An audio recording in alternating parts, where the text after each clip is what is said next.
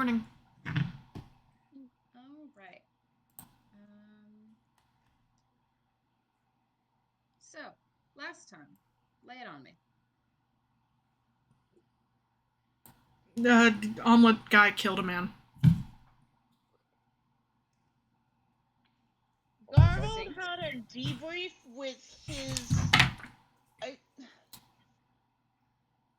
predecessor slash mentor slash employer. There's some good slashes. Not entirely sure how to define that situation, and discovered some of the things that was going on. She also went, "What the fuck is wrong with you? You said a couple of days. That implies like 3." I legitimately thought it would be a day of travel or something. Garbold has never traveled outside the city before. It's been rough. It's really funny and incredibly powerful. Did not know how to deal with the Fae bullshit, which is super fair. None of us knew how to deal with the Fae bullshit. Basically informed him of some things that are going on. Navi has not been at Sweetwater basically since we left. She saw someone be murdered, and she remembers the murder victim, but she does not remember the murderer, which is frustrating. And she's been basically winding herself in knots about the murderer that she can't remember, but she knows has to have.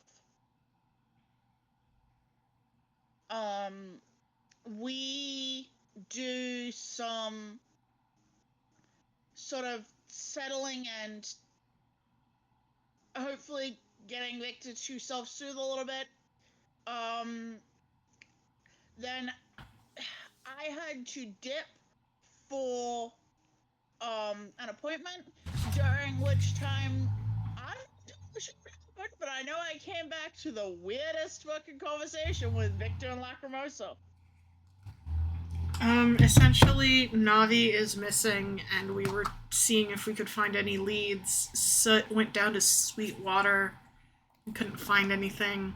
And Victor immediately was like, Lacrimosa will know. And showed up and was a little insane on Maine, but basically got the information that neither of them know shit and aren't willing to talk to each other about it, and then left, and that was the end of session. Yeah. Yeah. Pretty much the only thing I would add to that is that Garbold's boss is stressed because of 3 things. You've mentioned 2 of them. Navi hasn't shown up to Sweetwater in ages. There was a murder. Also, Sorry, Jerma is speaking. Okay, keep going. Tumblr wouldn't let me shut an audio up, and so if you heard Jerma for a second, that's why. Jerma was there. Jerma jump scare. Jerma jump scare for real. There's been staffing problems at Sweetwater, not just because Garbold has been off and about, but because somebody's been sick and a bard keeps canceling. Which one of us can deal with. One of those we can deal with. Yeah. So that's the 3rd stress in somebody's life. But yeah, we left off with Victor leaving Lacrimosa's little haunt, presumably to go meet up with the rest of the party. Yeah. All right. And I know Soot and Aya had hit the town a little bit to try and ask around regarding Navi. Yeah. Neither of you had necessarily found anything. Were Garbold and Fern up to anything in particular? I remember in the night Garble did like a patrol as the Midnight Sun just to see if there was anything like particularly weird happening at night, but I don't think there was anything of note. Right. You hadn't found anything at the time. We've now moved on to the next day. Yeah. It was a pretty low key evening. Yeah, I don't think. I think for the morning, Garvold was going to be helping out as much as Sweetwater as possible because people seemed like they knew what they were doing. Garbled at work, guys. Garvold's at work Uh. until such a time when he needs to not be at work. All right, noted.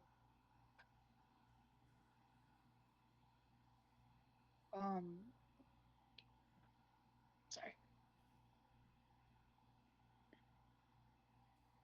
So is Victor what's the fucking word? Meeting up with the rest of the party? Yes. Okay. Garvold would just be like, meet at Sweetwater. I'll be at the bar.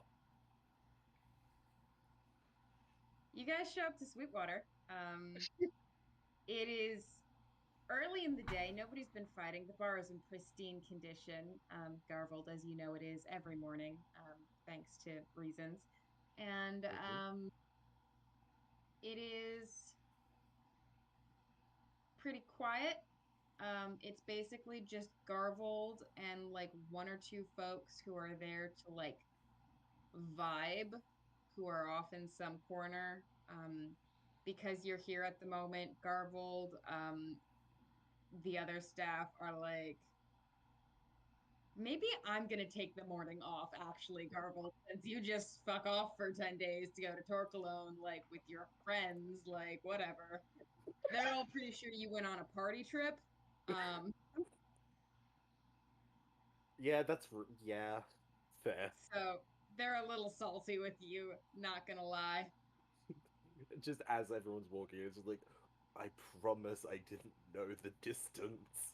And they're all like, dude, like a map? Look at a map? I I did not think of that. You have to understand. Guys, Garble doesn't know how to read maps. love, love him so much. Yeah, so Garble gets bullied, but you are basically left alone with a couple regulars chilling in various corners by the time the party rocks up. And like the first thing out of Victor's mouth when everyone sits down, essentially, Lacrimosa didn't know anything, and she didn't seem particularly keen in learning anything about Navi. That is. We can check the other two places that Navi frequents. She's got her rota.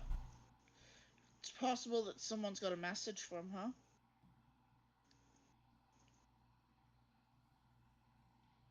Maybe.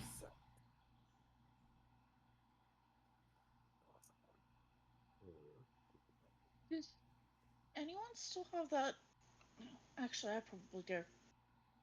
That note from when we were investigating the murders. Uh, the one that was in Oran. And I think Aya briefly checks through her stuff. Now I need to make a decision on it, and if she would have kept it or if she would have asked someone else to keep it. Oh, the note you found in Santerra when you were investigating Mudsman's death? Mm-hmm. Yeah. The note that I don't know if this was the interpretation I was supposed to reach, but sorry, I'm trying to string a thought together. Fuck. Sorry, brain just fizzled. Fuck. You're good. Take your time. It seemed to me like it would have made sense if it had come from Navi. It probably will not give us much in the way of clues, but If anything, it was relevant evidence in regard to the case that really fucking traumatized Victor. She kept it somewhere. Yeah.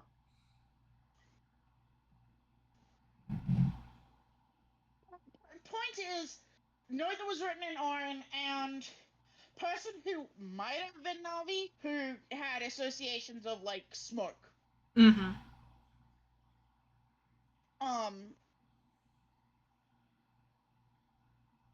It's also,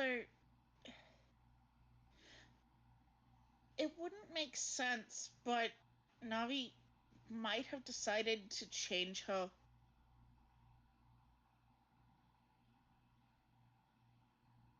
face for some reason.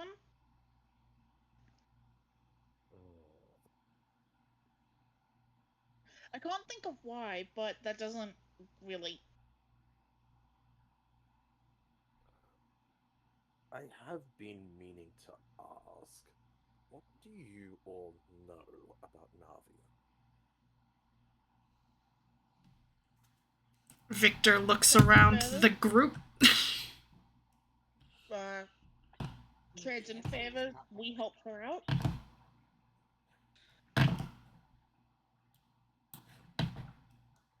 What was that, Nocturne? No, I was just saying, like, out of character. God, we don't know, like, that much. No. Right? Trades in favor is a representative, was Camlin or Centera? It was the city's representative of her organization. We don't really owe her a favor. Like, she kind of owed us a favor, and then we kept doing her favors.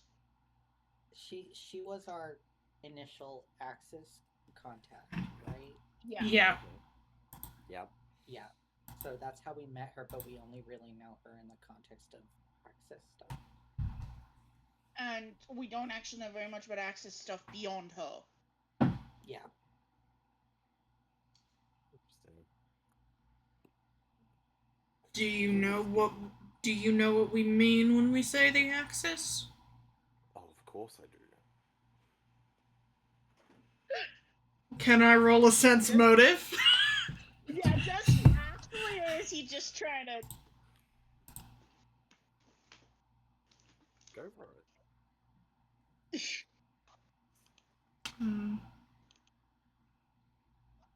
I don't have my dice out, so it's just gonna be 29. Use my dice. Like, I would say Garvold knows who they are and the basics of what they're about, but has is not involved.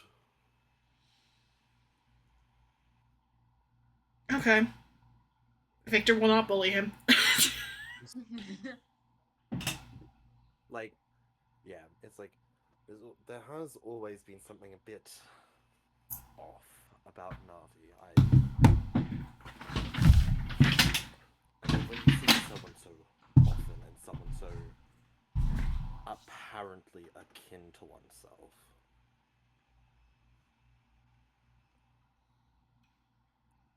you notice a few things.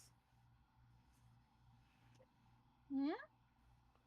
And I do agree that she is not quite what she seems.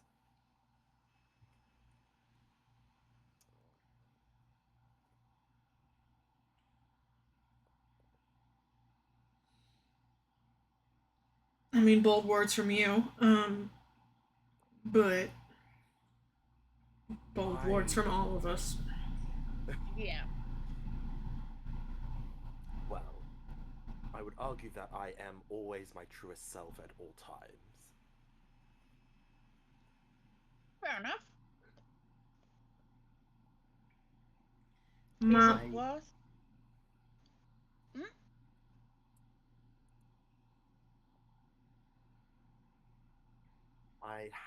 I just simply have my doubts of whether she is a fetchling like me. wasn't saying you were wrong. I was just pointing out. You know. That is fine. But Um, I've had a suspicion for a while. There's there's something about her, but I don't know if it's of the shadow. that does make a little bit of sense. How long after the last time we were here did she leave?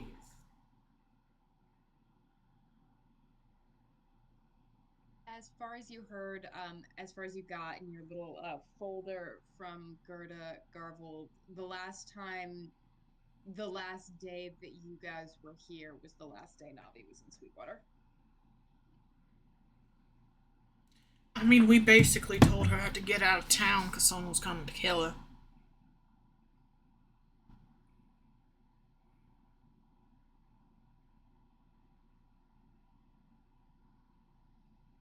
Well, that seems relevant.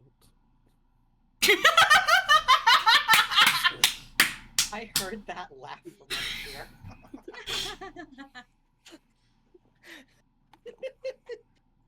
Okay, so secondary question. If she has... Okay, this... I do not know very much about magic. That is a fundamental fact of the game. That is a fact I continue to... So that spell that can be used to send... to give a message over a long distance. Is it applicable if you only know someone under one?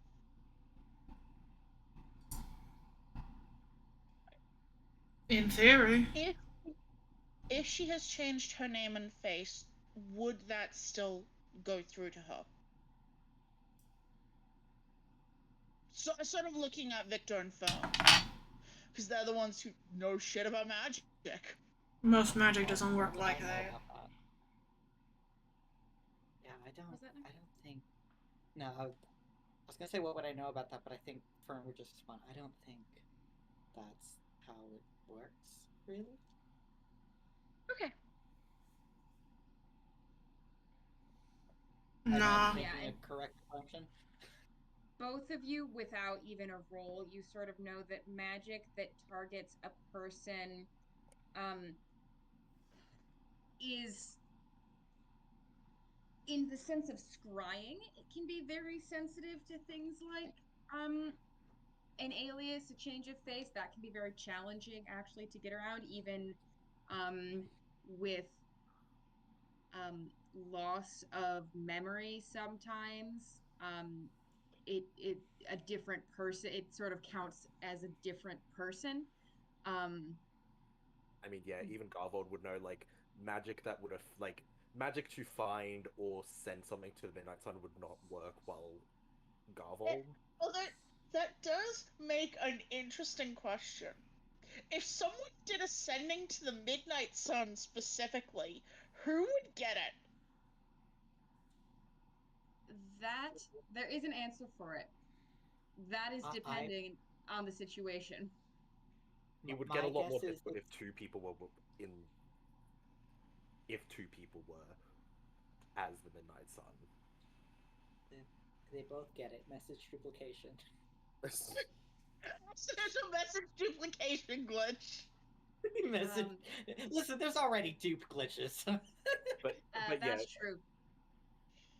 However, things like sending, usually if you have met a person and they are still in some capacity mentally that same person, okay. I think go to them. I think Victor uses the example of herself. Like, it doesn't matter which face I'm wearing. If someone was to cast send into me, whichever face they know, it doesn't matter. Yes, if you know a person as both identity, like for me, if you know me as both, then it will work because there is the intention of knowing both. But if you didn't know I was both of something, then it'd be a bit more difficult. Okay. So would it be possible? Someone might have tried.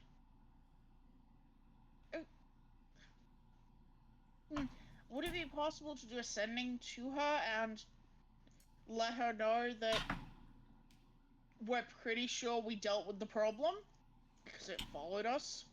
No, it wouldn't just be Christ. We could still ask her something through ascending. Yeah, I agree with the sending, but it's not just gonna be Christ. He was working with somebody, remember? He wouldn't tell us. Yeah. Fair. So maybe the immediate threat of him is gone, but it doesn't necessarily matter. It might not matter.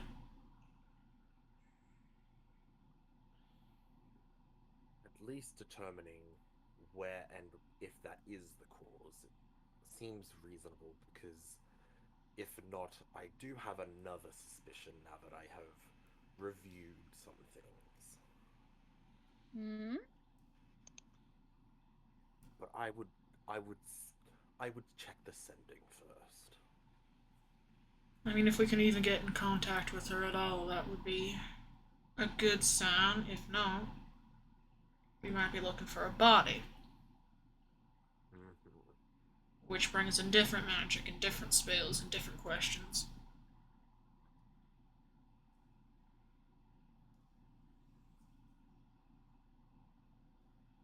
And if we waited another level, I think I get sending as a domain spell, but I don't have it yet. No. Let's just do this adventure when we level up. I don't want to do that. So, Sending. yeah. Fern can cast, yeah. I'm gonna look at Fern and are you willing?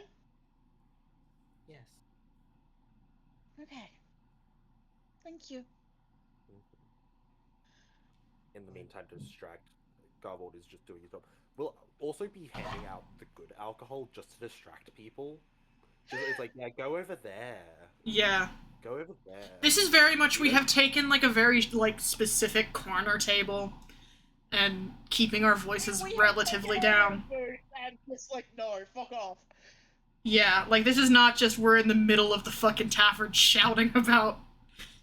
Yeah. I presumed this.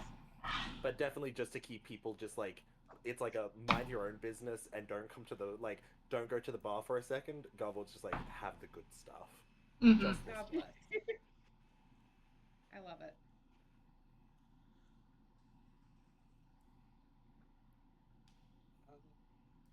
What should we write for the sending, gamers?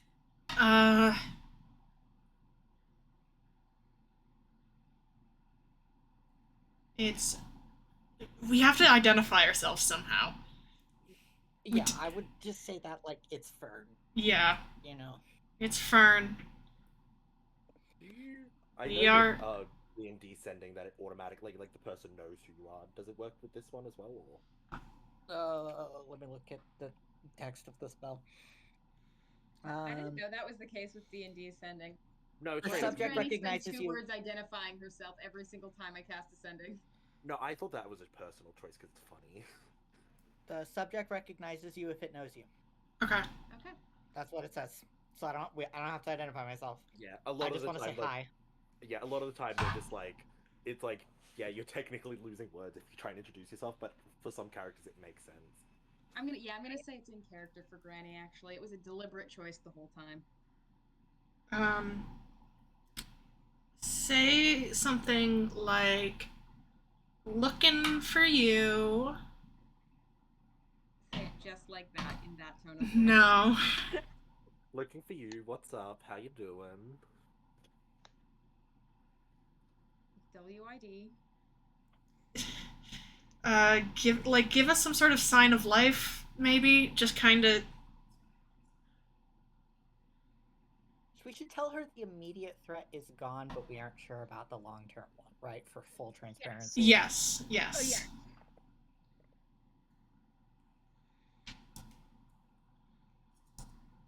We really did not let her know about that. No. Word counter counts it as one word if I put a hyphen in it. Is this fine? That's fine. Which we really did not let her know, which is fucked up because we did rabbit hearts after 709. We didn't let her know. Hey, immediate threats dealt with. Oopsie. Well, we did most of rabbit hearts because it's clearly not finished yet. I don't know why you would think that. That would be weird. What Okay. possible reason could I have to think that, PK? I don't know. I have. Hi, Navi. The immediate threat is gone. Unsure about the long term. We are looking for you. I have 9 more words. What do I say?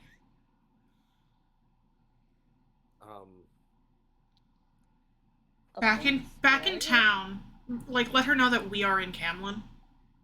Yeah. We are back in town and looking for you. 5 more words. Ask her who Lachrymos's wife is. No. Who is Lachrymos's? That's 4 words. Ex-wife, technically. Just try and trigger a response real quick. It's like task. Go. Who's Lachrymos's ex-wife? That would be funny.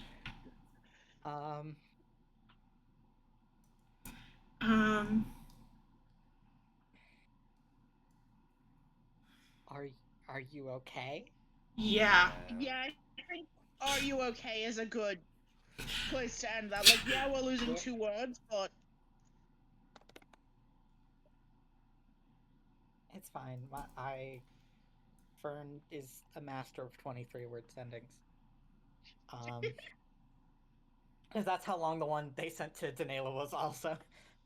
Love you.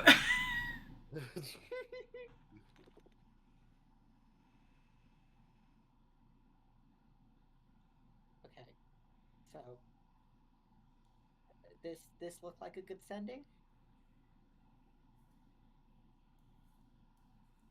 Yeah. 2 extra words to have Fern introduce themselves. No, it's good. yeah, Yeah. it's good. Agreed. Okay. I will cast sending and Fern will say, "Hi Navi. The immediate threat is gone. Unsure about the long term. We are back in town and looking for you. Are you okay?"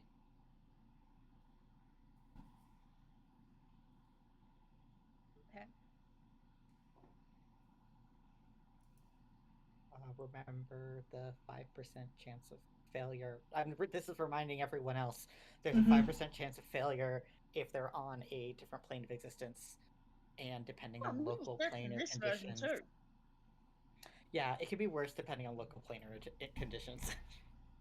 Neat. So if you're in a real fucked up part of the plane of water, you might not be able to get ascendant at all.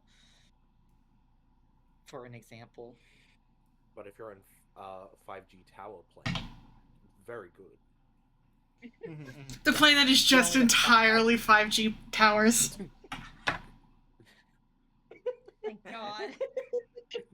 I don't know why I'm imagining this as a Minecraft super flat world with structures turned on, but the only thing is just like an even grid of 5G towers. Correct, that's exactly what it is. I was imagining like 5G towers like stuck on top of 5G towers, like woven together in a mesh. That's what happens when the generation fucks up. God.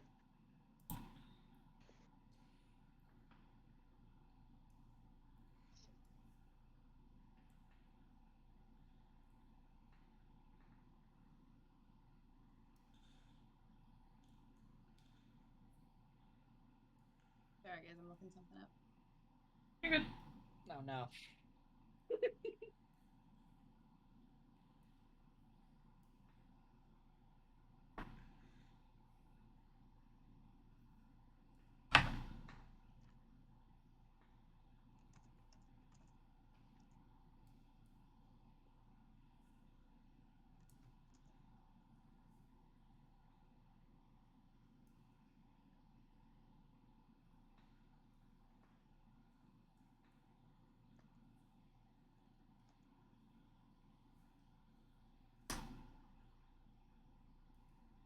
Since sending works on, like, do you identify as this person? What if I identify, like, I chose to identify as somebody else? Could I intercept their sendings? No, that's not how that works. No. Okay, secondary question that is funnier. If someone is trying to send a sending to your dead name, Does it fail? Sendings don't really work off of names. The name is not crucial to the sending. Like for example, I don't think um I don't think I shouldn't say that. But like if somebody were trying to send a sending and say it was Princess and she only knows Victor as Jess, and she sent a sending to Jess, but knew like had the person in mind, it would go to the person. The person and the name are separate in this instance. It's not name magic. yeah, Okay. I hadn't necessarily meant name, but think about that, like you identify as. Um, Yeah, do you understand why I said dead name though? Because there's not a good way to that I can make my brain wrap around the concept without. Yes, I do know Yeah? what you meant. Okay. I do think it'd be very funny if someone transes their gender and you can't send them anything. You can't do sendings to them until you know about the transness. Also, not how it works, but God bless. no, that person beats you again, and suddenly you're hit with 10 sendings that were missed and just waiting to arrive. Just needed to know your new pronouns. Well, needed to know your new identity. God.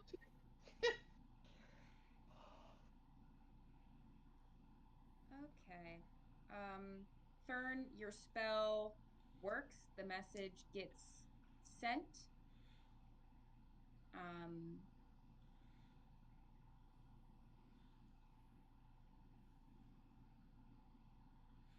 and that's that. Yep. Yep. Yep. Yep. What do you do?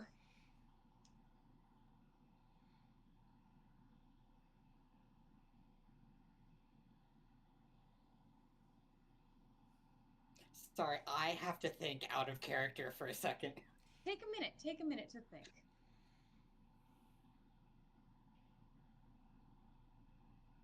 So the sending goes through, but there's no response, right? The sending goes through. Yeah. Okay.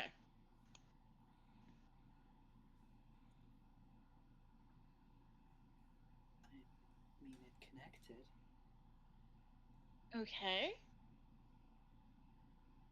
So that means she's not dead or on a different plane. Okay. But she might not want to speak to me. Might not be able to speak to you. Yeah. That as well.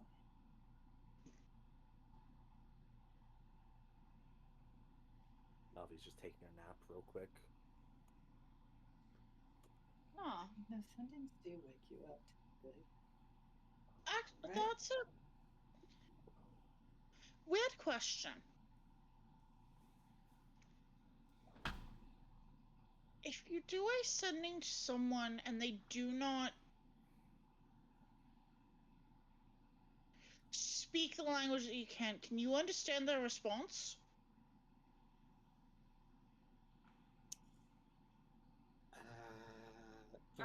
Clarify the question.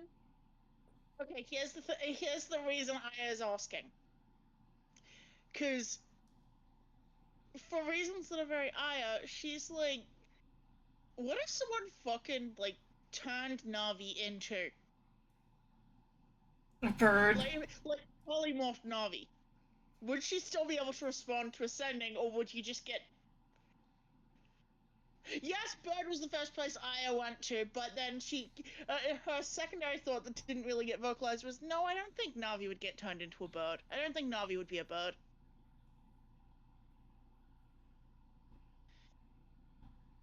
I mean, okay, so if if somebody can make a sound in response to ascending, that will go through. Even it does not have to be language. Like if they can Yeah. quack, it will still go But- through.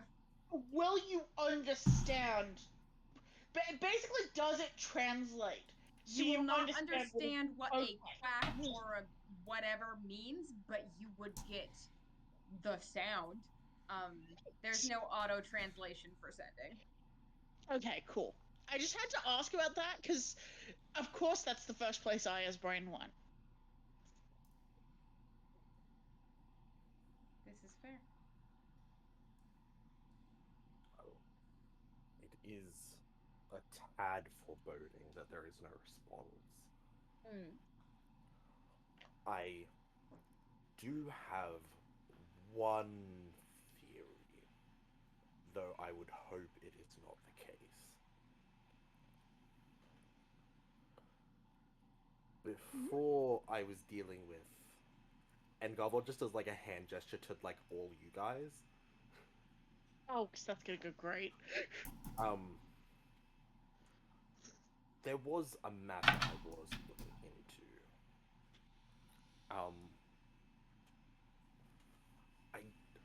I have no proof and no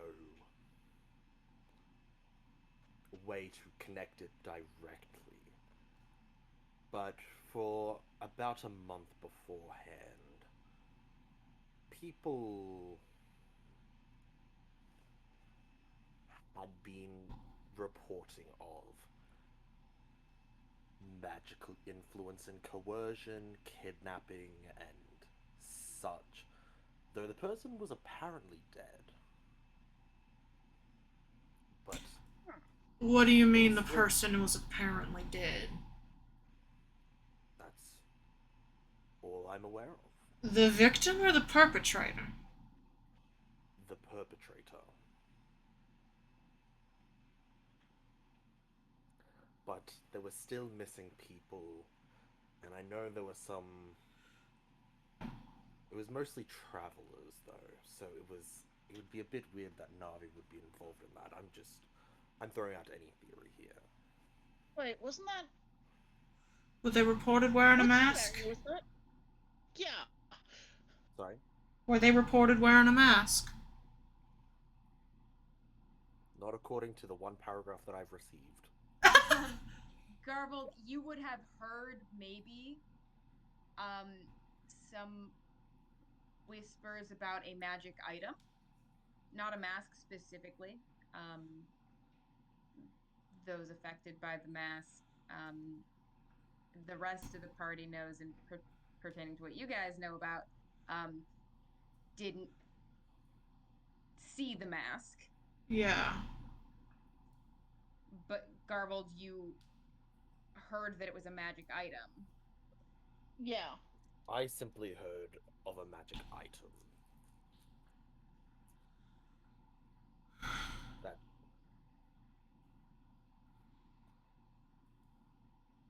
We were involved in handling a different magical kidnapping incident further north. About We were set on that by Navi to find someone. well, to find Ada. Yeah. It wasn't directly about the kidnapping, it was just to find Ada. Yeah, it was just to find one particular person.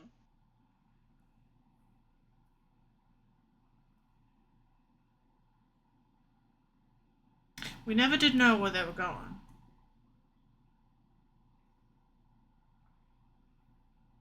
Ultimately, you know?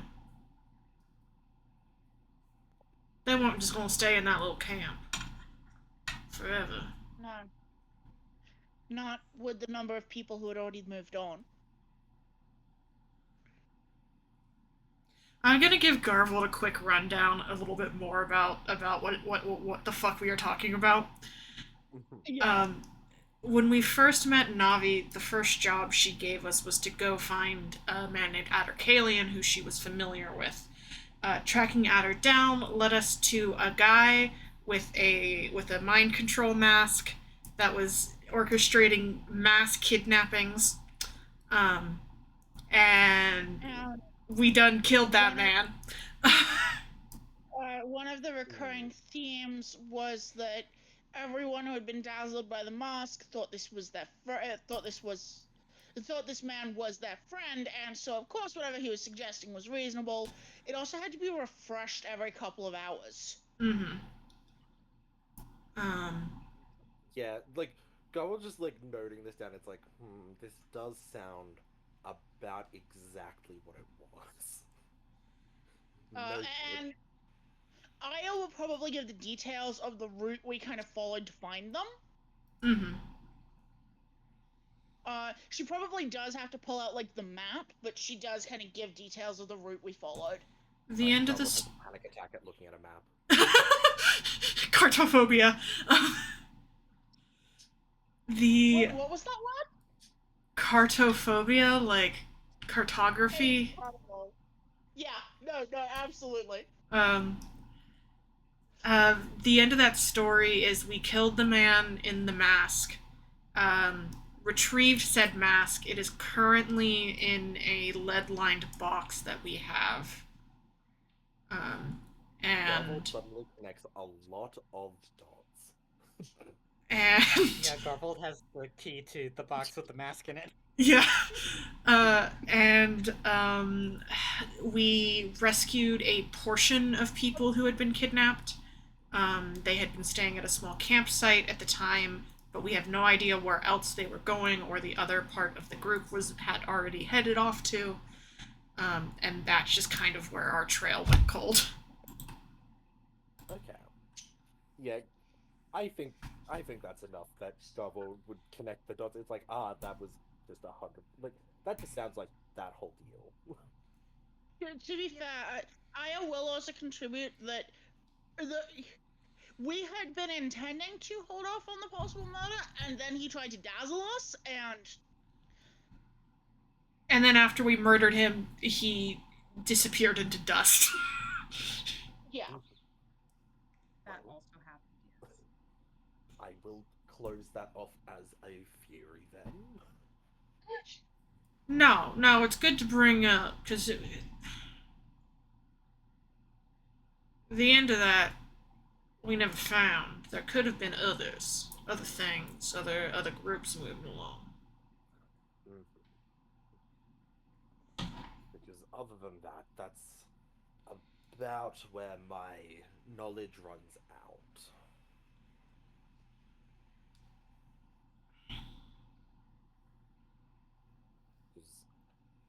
Besides directly going to the Axis, which would be preferred to be avoided. What for? Secret identities and organizations don't tend to mix well.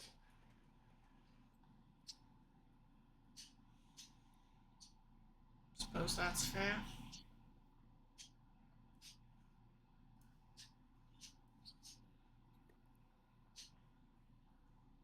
Simply put, people would prefer I stay off the radar as much as possible.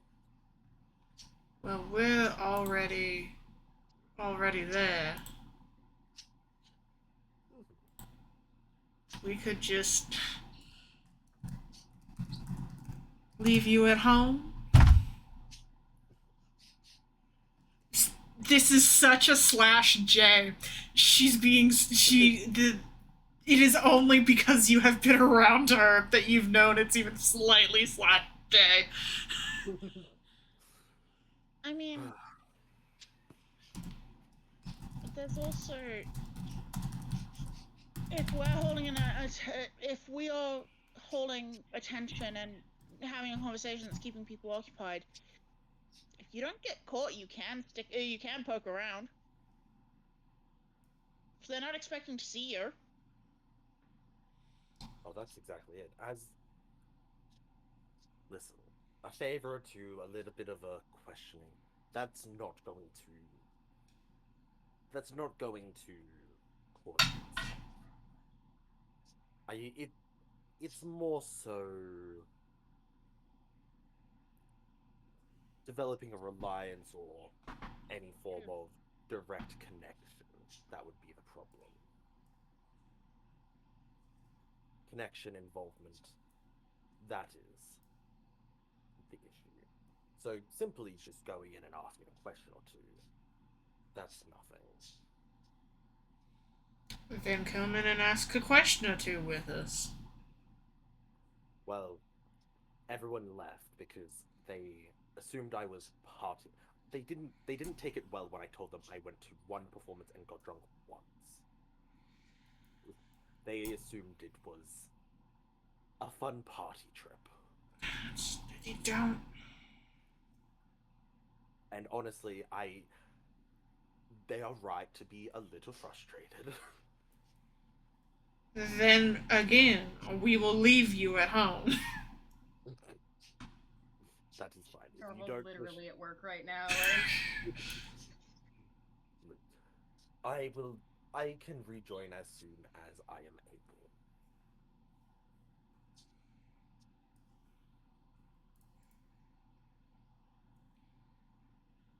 able. Alright. But I do owe it to the owner of the tavern to help out just a little bit.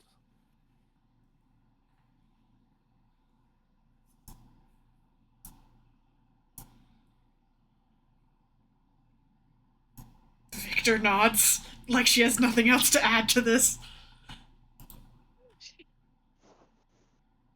I'm going to take this time to note that with Navi gone, and other connections having been, well, in passing or now dead, your only remaining contact with the Axis His Lacrimosa. On a significant level is Lady Lacrimosa, yes. Yeah. Vic, this is going to be the equivalent of the group walks in to talk to Lacrimosa, and Victor is standing in the back on like a baby leash being held by Danela. God. I do think it is possibly worth checking Navi's other two. Do we know where she stays when she's in town? I kind of honestly assumed I kind of assumed Navi just rented one of the private rooms here. Would Garvold know any better on that front? Potentially. She does not rent one of your private rooms except for small-scale evening events. Okay. No. Is there any chance Garvold has any idea where Navi goes on other nights? You know that she spends, usually she used to have a 6-day rotation. 2 of the nights she was at Sweetwater, 2 days she was at the Mellow U Inn, and 2 nights she was at the Silver Lark, which is sort of an upscale restaurant on the posh end of town. The Mellow U, I will note, is also not where you met the party for the first time, but where you saw the party for the first time. Yeah. Kill a man. Not saw them for the first time, but when on screen you saw them for the first time when a man was killed and fell out a window. Yes. Yeah, if anyone's gonna have to ask at the Mellow U, it might actually have to be Garvold.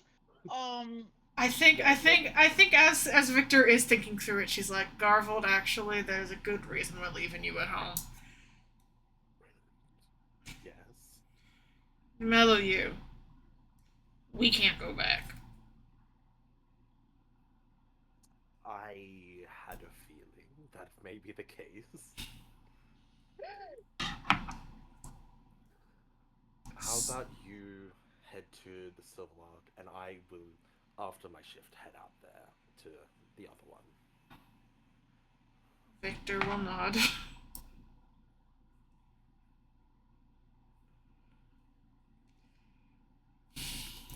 Victor gave him such a bribe for that location. Yeah, you did. You did give significant bribe. But yeah, ask Here's after. the thing. Here's the thing. That was the last place Navi knew we were staying. There's a non-zero chance that if she left a message, it would be at the Mellow U.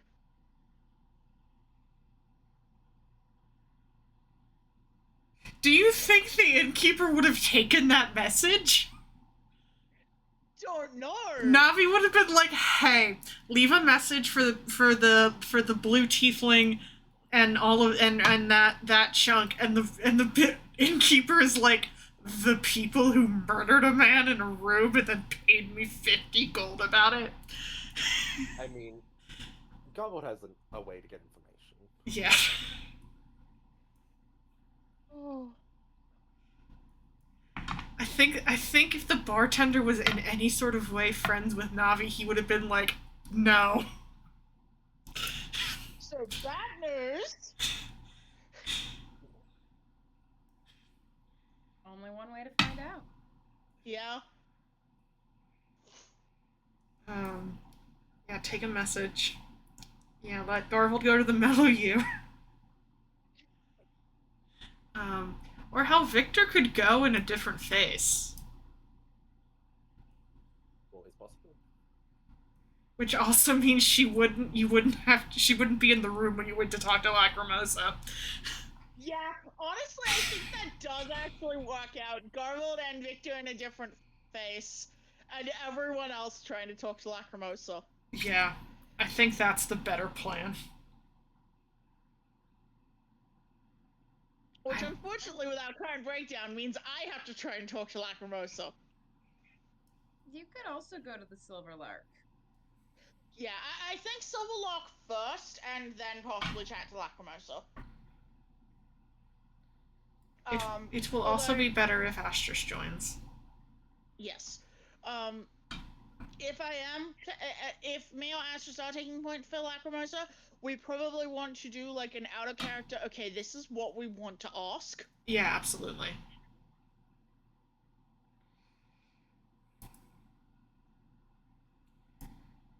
Alright. So, let's start with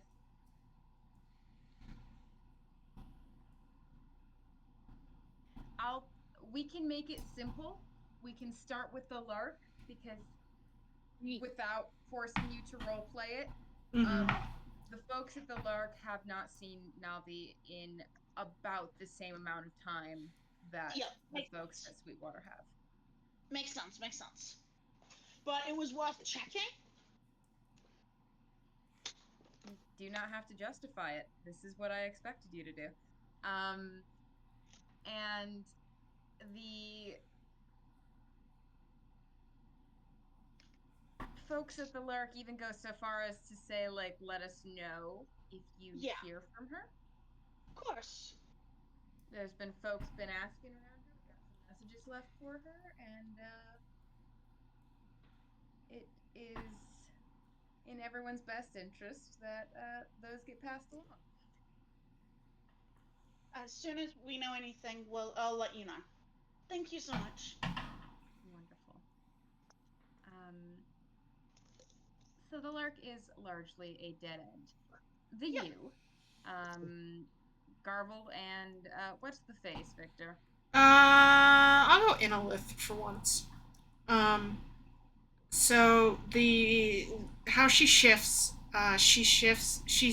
whenever she shifts like this, she pretty much always is fairly still in the like primarily like tiefling shape TM. And this is no different. But she becomes instead this like pure sheet white tiefling with a dust of sort of light blue hair on top. Sorry, I am also juggling yarn and it chose this moment to fuck with me. also the phone experience. Mm-hmm. Um.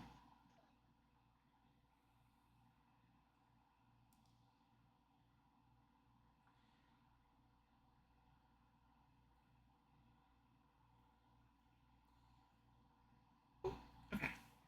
Okay. Holding that in my hands for a second. Light blue hair, kind of sheer, sort of disco top, even like kind of like light pink with some white moons on it.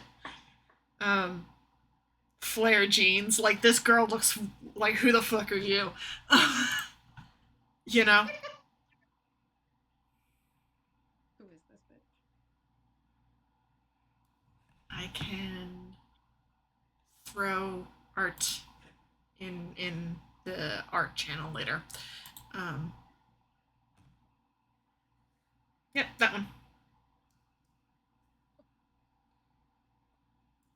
You guys enter the U. It is sort of. It would be towards evening at this point if you guys are going after Garvold gets let free of Mm-hmm. his shift. Victor sat at the bar all day. God bless. Like maybe a drink every like hour and a half, you know. Garvold did all right today.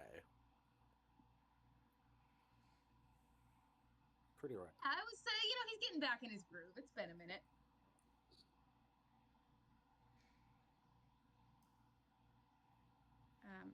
Thank you for the bartending check. I'm always gonna have an excuse to roll one. So true. So it's evening, so it's generally it's a warm, cheerful crowd, a lot of chatter, a lot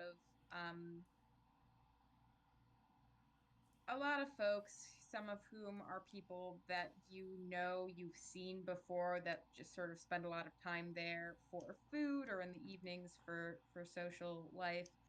And there's quite a fair few who are clearly travelers, just staying, but nonetheless enjoying the atmosphere. Navi's usual table is occupied by other folks, clearly like adventurer type travelers. But yeah.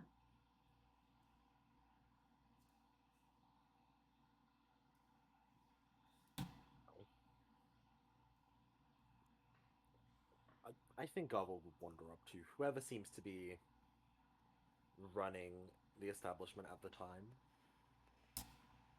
Yeah, there's a gentleman behind the desk who's giving instructions to other people. This man seems to be in charge.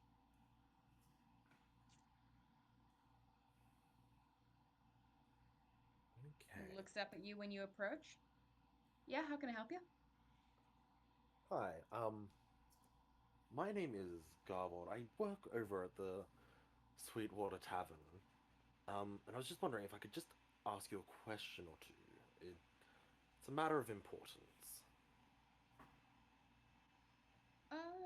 Yeah, sure thing, Garvold. Does it need to be private? Hmm. May as well be. All right, give me 2 seconds, and then we can step into my office. Just 1 minute. And he turns to the two folks who he's been sort of giving instructions to, and continues relaying whatever information he had been doing before. And then turns back to you and, all right, yep, right this way. Yes. And we'll follow Um, along. Victor, Inolith, rather, are you coming with? Are you involving yourself in this part? Or are you more browsing the? I think she's gonna kind of work the tavern a little bit. Like she figures nobody has seen Navi, but like anything, you know. Mm-hmm. Mm-hmm. Yeah, go ahead and make a diplomacy or a knowledge local, depending on which you want, for your tavern rumor gathering. Knowledge local. Garbled, the gent brings you into his office and all right, what can I help you with? Well, I don't know. I assume it is a matter that you're familiar with. Just as with just about everywhere that she frequents, the presence of Navian has disappeared.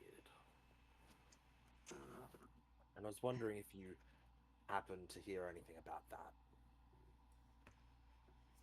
Yeah, I was wondering if anybody from other spots would show up to ask. I wasn't sure if she turned up there. I kind of haven't had time to ask around myself.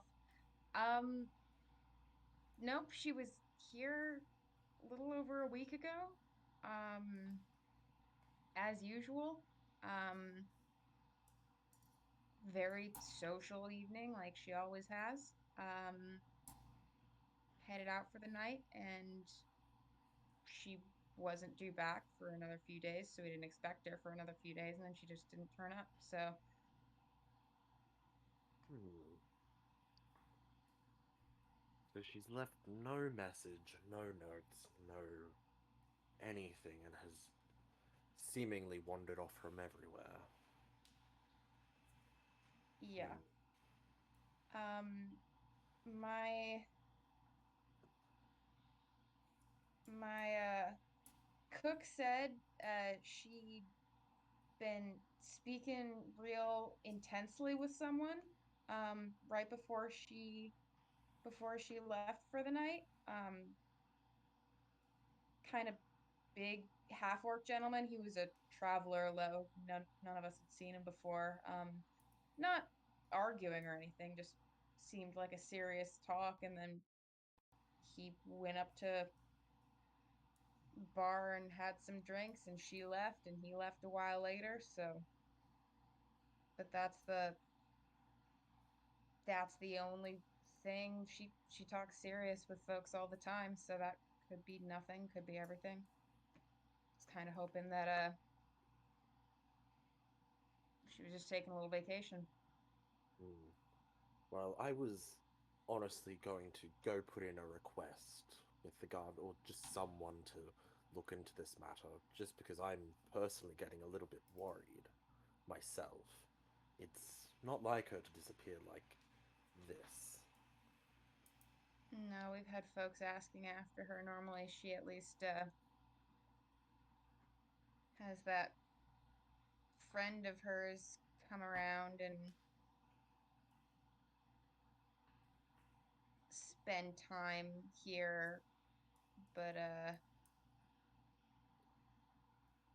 Hmm. honestly, I think it's for the best that that friend hasn't, turned up to take her spot. 'Cause I don't think people like her very much. I don't really like her very much, but Friend of hers, who could this be? the the green lady in the purple dress. Got it. And I don't suppose you would have a possible description of this half orc fellow that you mentioned, or maybe your cook would, just so I can hand in whatever I can to whatever authority there is. For Yeah, I'll have to ask Beth if she has any more details. I'll see if I can get that for you. I do appreciate. There's not much I can do on my own, but simply keeping the lookout makes sense.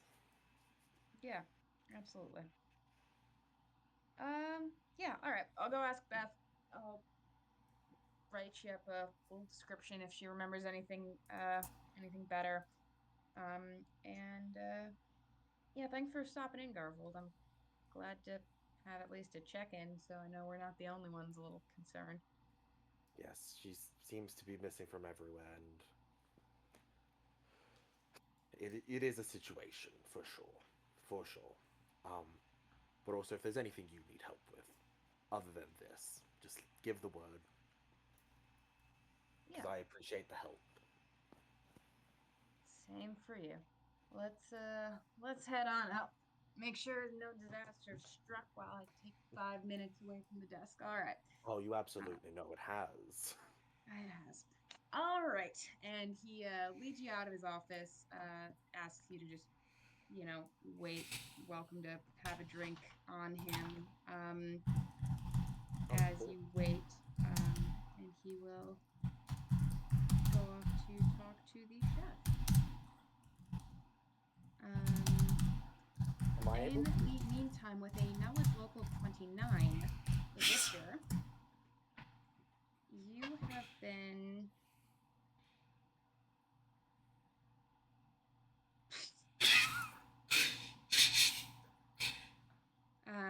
with a knowledge local of 29, you have been listen. There has not been a lot of chatting about Navi in specific. When you pry a little bit, some folks sort of echo the concern, and one of them even also mentions like, oh, I heard from Beth that it was like she'd been chatting with that half orc from out of town. That half orc from out of And town? like, yeah, like some guy, I mean, Traveler's in here all the time, but some guy had never spoken to her before, and she'd been talking with him apparently for ages, like a long time before she went out for the night. And then they didn't leave together or anything, but then next thing you know, she doesn't show up. So I just want to know what they were talking about, like, I mean, I didn't see it, but Beth said they were talking for ages. That's such a mystery.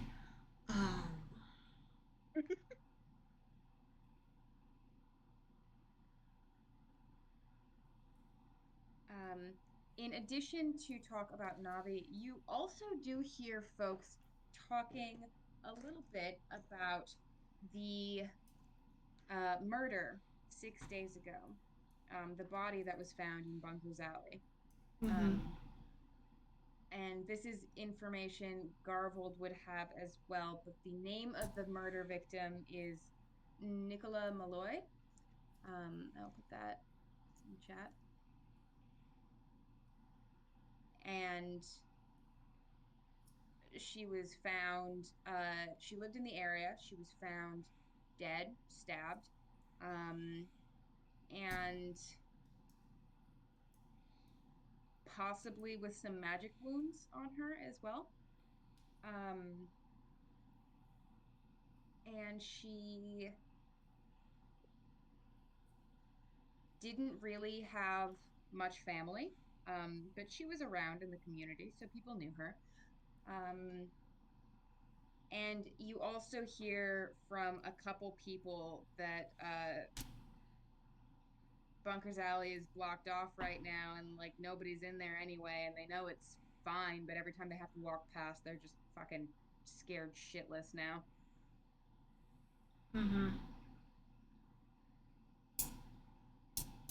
So there's an aura of unease surrounding the conversation that you dig into. Garvold, the innkeeper, does return with a Jesus Christ. The innkeeper does return with a brief written description of the half orc. It's a tall gentleman,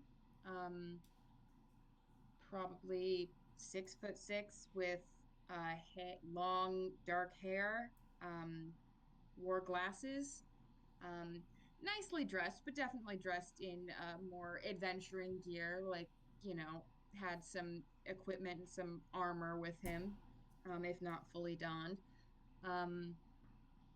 Overall, not a ton of, no major distinguishing features, no, identifying mark or scar, but it's something.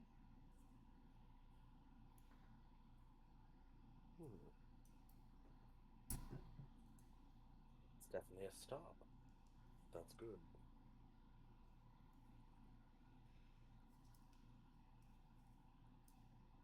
Yeah, Garvor definitely thanks the person he was speaking to before wandering off to go find Victor. Victor? Victor has been playing like I'm like a Sweetwater girl who's been missing a party buddy and like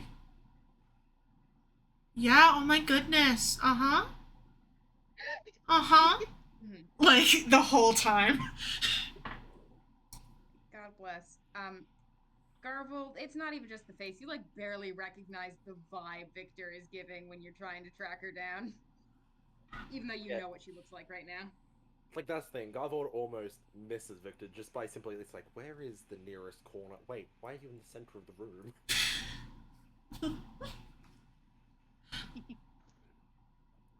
But Garvor would wander up. Oh, you done?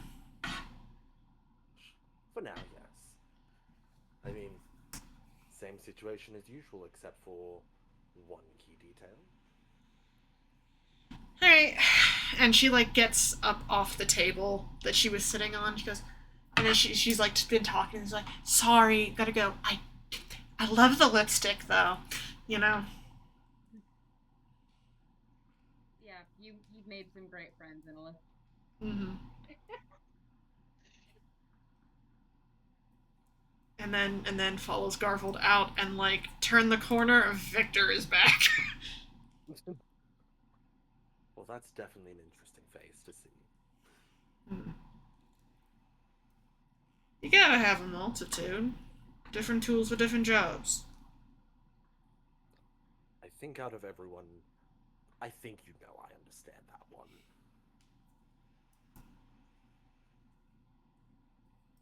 So, long story short, same situation as all about. Disappeared, no messages, no nothing. The only difference is the last person Navi was seen with. The half orc. The half-orc. Yeah, I got a bit about him. Well, I got a description. Just handing over the piece of paper.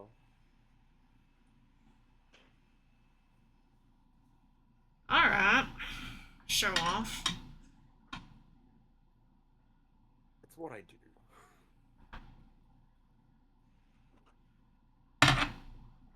Um, Unfortunately, no major distinguishing features, but I think there is enough to go off.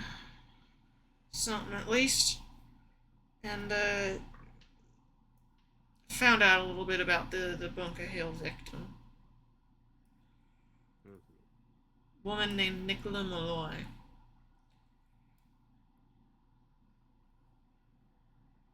No family.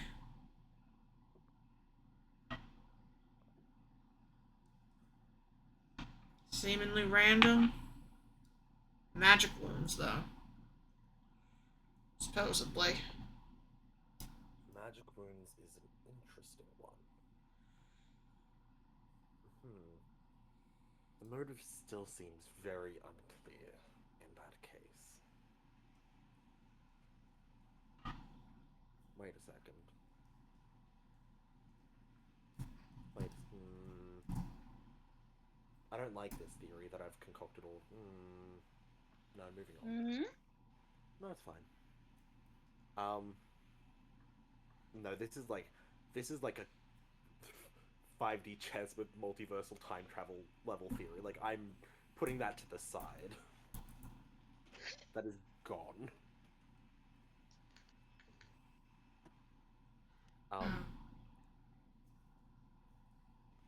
At least now we have something that we can ask this Lacrimosa. Also, green skin, purple dress. Lacrimosa. I assumed. She's one of Navi's co-workers, so to speak. Yes. She apparently comes to visit. Yeah. Wait, didn't know that one. Maybe the Sweetwater just isn't good enough. You'll count yourself Literally, lucky. actually, yes. Garvold says knowing the answer. Yeah. Clearly. Victor just goes, you'll count yourself lucky, honestly.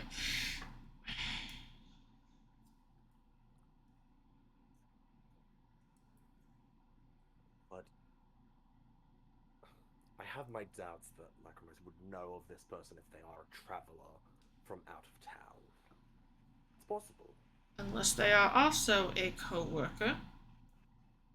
Could be a co-worker.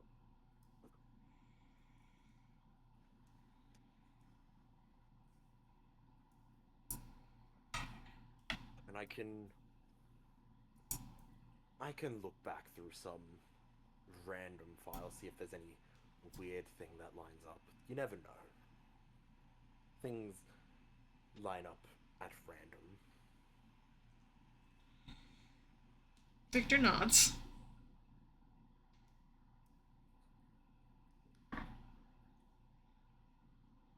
So, are we heading directly to this Lacrimosa, or are we going to do a bit of looking into things first? I mean, the others are going where she goes and not the lock, so. And, in your opinion, would it be better to make an appearance as Garvold or the Midnight Sun?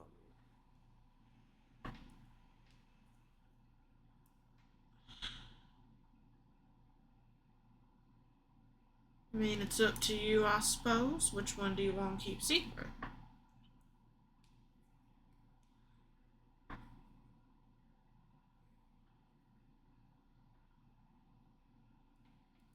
I just think it would be more interesting as the Midnight Sun, but going as myself does make sense. I've been the one asking about. Might as well keep it that way. Yeah, it makes sense. Yes, I don't want people to draw connections where I don't want them to.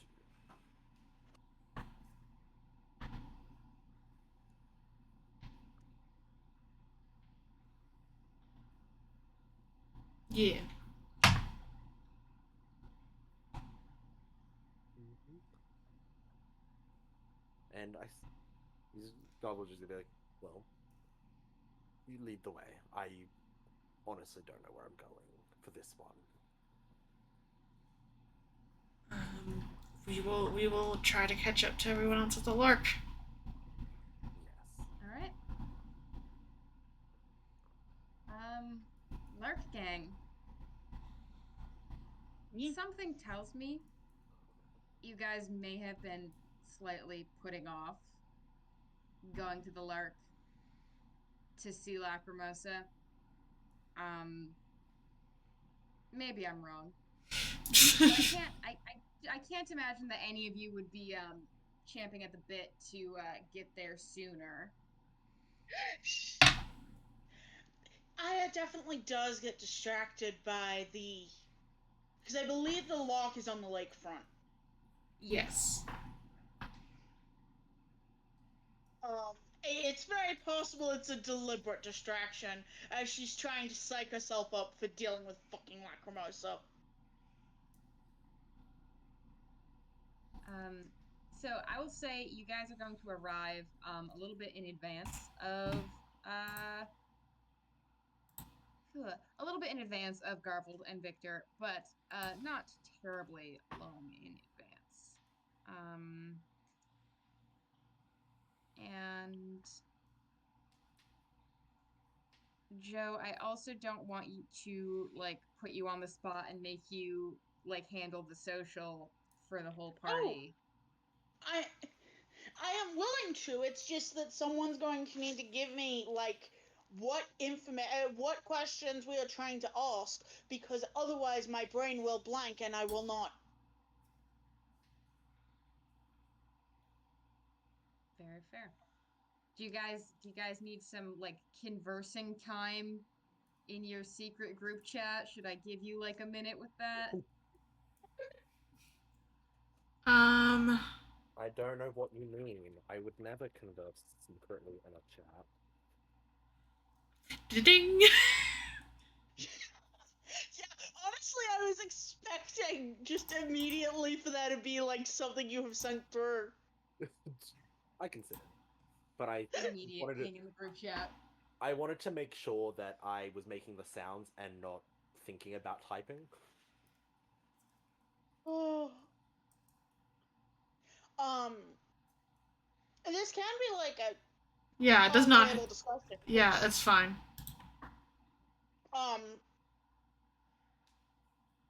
I figure if you did it in your group chat, Astris may also be able to contribute, even if they're not able to join us tonight, is the only thought that I was thinking. Sure. That is actually a very fair point. I'm not trying to ban you guys or banish you to your group chat. I just want to make sure Astris is also included. Okay. Hold on.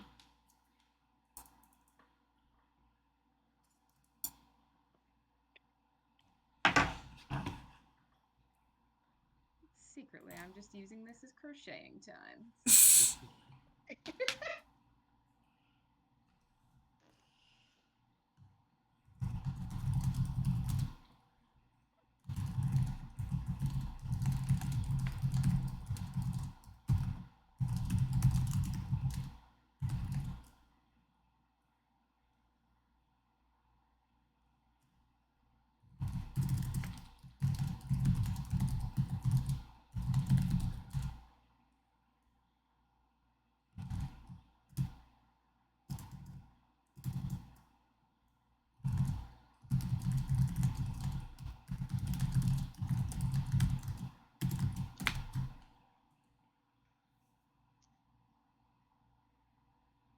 Okay.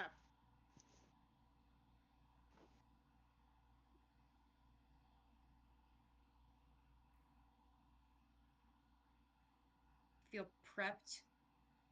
Hold on.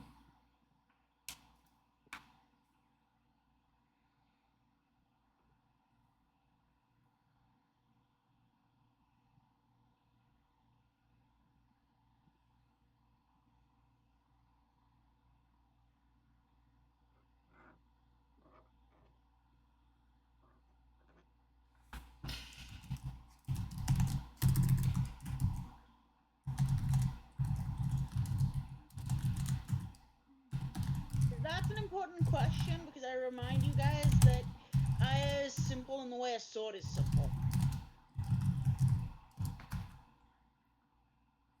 Okay. Okay. Okay, cool. Yeah. Victor is paranoid and Aya is not. Mm-hmm. How much do we? This Victor's paranoid. Don't pay attention to her. I mean, because that's the thing. If it was Garvold, like as you already saw, Garvold's playing the very like I am so greatly concerned. I'm just a concerned worker at a tavern. It's good. It's a. And one of my regulars has disappeared, and this is terrible. It's good that Garvold led that because Victor's plan was gonna be like, I'm a cop and we're investigating a missing persons. Oh, it would listen. Garvold would have sat outside and just created a disguise and like being a guard. It's like, what? I don't know what's going. Like, I just need you to give a report. I need all this. But it's like, I think approaching from the point of familiarity, it's like, hey, Yeah. we both work at a place like this, and we both are concerned. What? Let us know. Secondary question: how big is Camlin? Not small. Cool. Because that can give an aspect of you do have it well in hand, but this is a big enough city and there are places that are beneath you that it's very useful to have someone else who's willing to go into. Navi has shown no compunction about that. It's also not huge. Yeah. But like, you know, it's a big enough like town slash city to have like a resident vigilante. Um, Mm-hmm. but like, it's also not Santera. Um, Yeah, the description you gave me was between a large town and a small city, depending yeah, on that who that you are. sounds like something I would say in So order to I'm avoid thinking committing to something in of particular. having two Axis people to basically deal with sort of the two economical hubs, although I wouldn't put it that way, but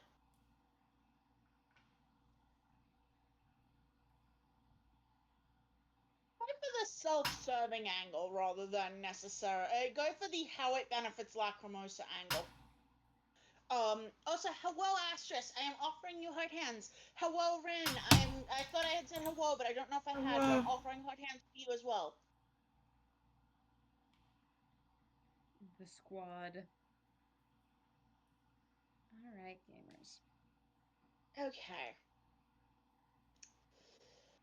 Okay. Oh, And no more Renless. almost. Oh no. When you go to the Lark, you do find Lacrimosa is her um at a little she's thriving on the deck. She has a little table out there, enjoying the pleasant summer evening, chatting with some folks, although the conversation seems to be wrapping up. Would I hasn't interacted with her very much because I was gonna. Well, actually, would Victor have been able to give Aya an idea of Lacrimosa's preferred either um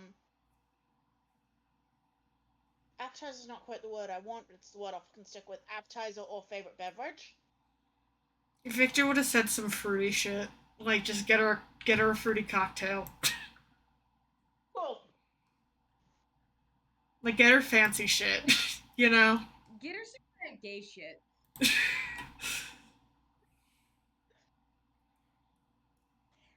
I've just remembered that fruit is a flavor. oh my god. Look, it's Wednesday. Walk over to him. Here's an orange. It Look, is you very were like fun a to get a fruity gay little beverage bevy like as initial yeah, bribery. sure, the fucking faggot of beverages. Yeah, let's go. No, the food group. The delivery of the faggot of beverages, in fact. Somebody's got to have the faggot of beverages. I'm doing it. Okay. God, Jesus fucking Christ. Why are you annoying? You know how it is.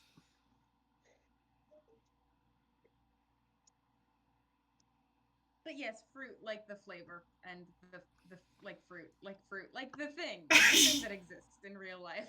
Yeah. Yeah. You have to understand. There's no fruit in physical therapy. Don't. No, I guess I would be more nutritionist. Anyway. Yeah, yeah. I don't touch nutrition, boys. I cannot be expected to know what food is. Also, I love a shout out to the energy of nicknames we now have. Particularly shout out to the interaction between the faggot of beverages and liquids of many varieties. Yeah, so true. Okay. Hi, Menace. Hi. Are you hopeful? She's always helpful. Would you guys like to see her? I'll allow it. She's being very insistent.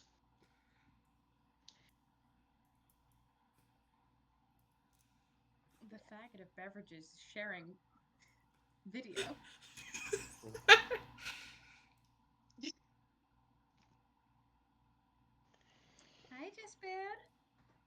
I haven't seen my cats in the past 2 hours, so they're doing something suspicious somewhere. Dreadful. Okay. Yeah, you know where the Phone call with the phone is a kiss, and then I will turn off camera and. Eve has learned how to get up where the possum lives. Oh And- no! No, they're best friends. That's worse. Yeah, You get how that's worse, right? she's a bad influence on the possum. It is equivalent but opposite energy to the dog I had when I was a child, who loathed possums and would like jump into the tree to chase them down. It is equal but opposite energy. Yeah, the issue is like we don't have rabies. Y'all don't have Yeah. rabies? They don't have No, we rabies. don't have rabies. You guys don't fucking have rabies? No, they don't No, have we don't rabies. rabies. How don't you have rabies? They're on an island, PK. Well, yes, but things travel over water, Parker. What animal is going to carry rabies all the way from the nearest landmass in Asia to the anything in Australia? Fucking human beings, Parker. No. Yeah, that's why we've got aggressive biosecurity measures. Yeah, we've got they're you have a single strand of plant that shouldn't exist, burn the whole case. Yeah. When I was doing immigration into Australia, they were so fucking serious about no food, no plant material, no fucking animals, we're not doing it. You know those peanut butter crackers that Kathy insisted that I had? Yeah. I wasn't sure if I should declare them, and I went, "Oh, it's like a pantry staple. It should be fine." They went. I mean, yeah, it's probably fine, but next time, fucking declare it. They didn't swear. Mm-hmm. Bro. Yeah, no, we don't have They listen. She just ain't. The issue is they wander off to the part of the roof that I cannot see, and it's so annoying. And I haven't been able to get up on the table quick enough without one falling off the table, and two getting my phone out in the process of that. I'm just so shook that there's a rabies-free land out there. Yeah. We also have extremely few mascots. What did the mascots? Are the mascots rabid? No, talking about things that I am scared of. Oh, okay. That makes perfect sense. I was just that was a weird jump for my brain. It was no rabies and also no mascots. These two things are correlated. The mascots spread rabies. Australia alleviates many of my fears. It does introduce the concept of blue ladybugs being real, though, which is unfortunate.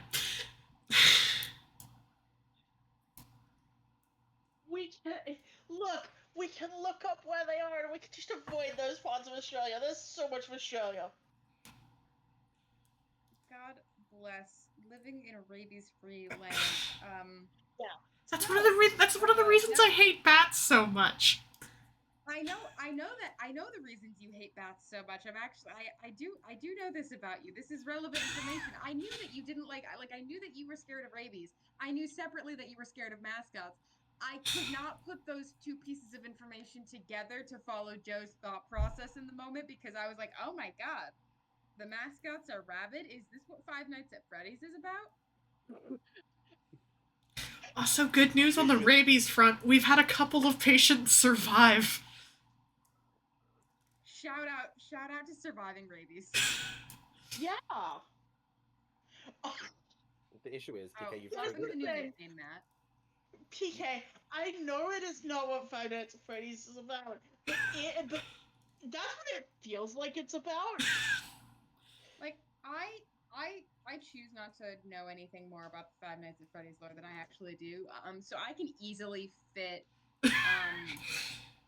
rabies into this. I think actually rabies explains everything. Um, Kind of a little bit of what it's about in a way. Anyway. And it's kind of about rabies though, if you think about it. Hello! Hi, hands! Heart hands. So, Okay. the gaming. Sorry, I got distracted.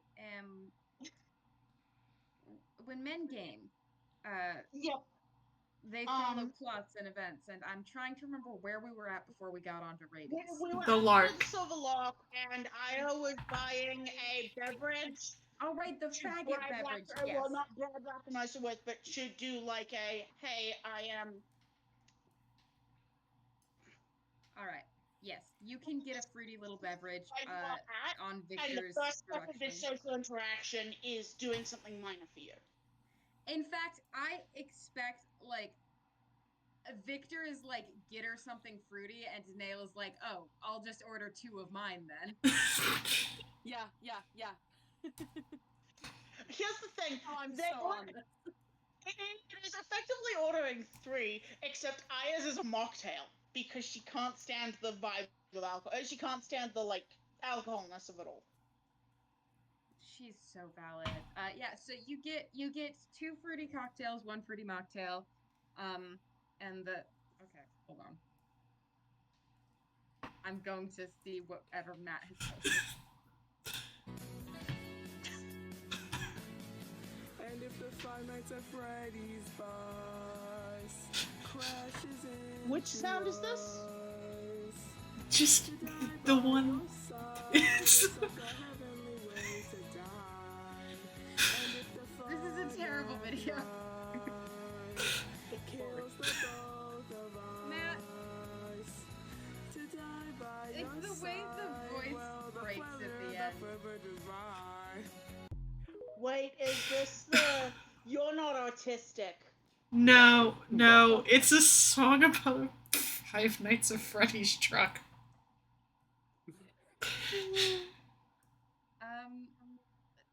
Yeah, so now that that's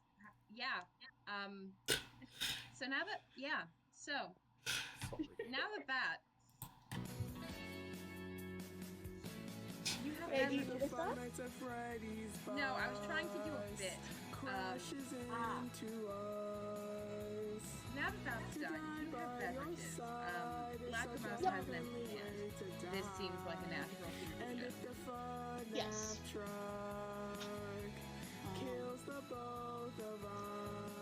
And the table has recently been vacated? Yes, by the time you guys get to your ordering and receiving of your beverages, that Lacrimosa finishes her conversation out on the deck. Okay.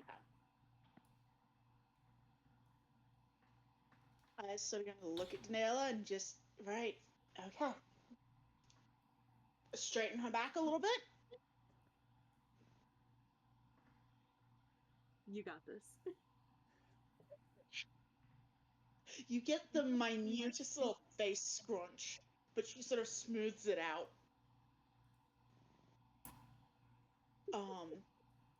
And she is going to approach. Is Danella coming with to the table with Lacrimosa, or is this just gonna be Aya? I have no idea what's going on. Okay, so context. Navi is missing. Yes.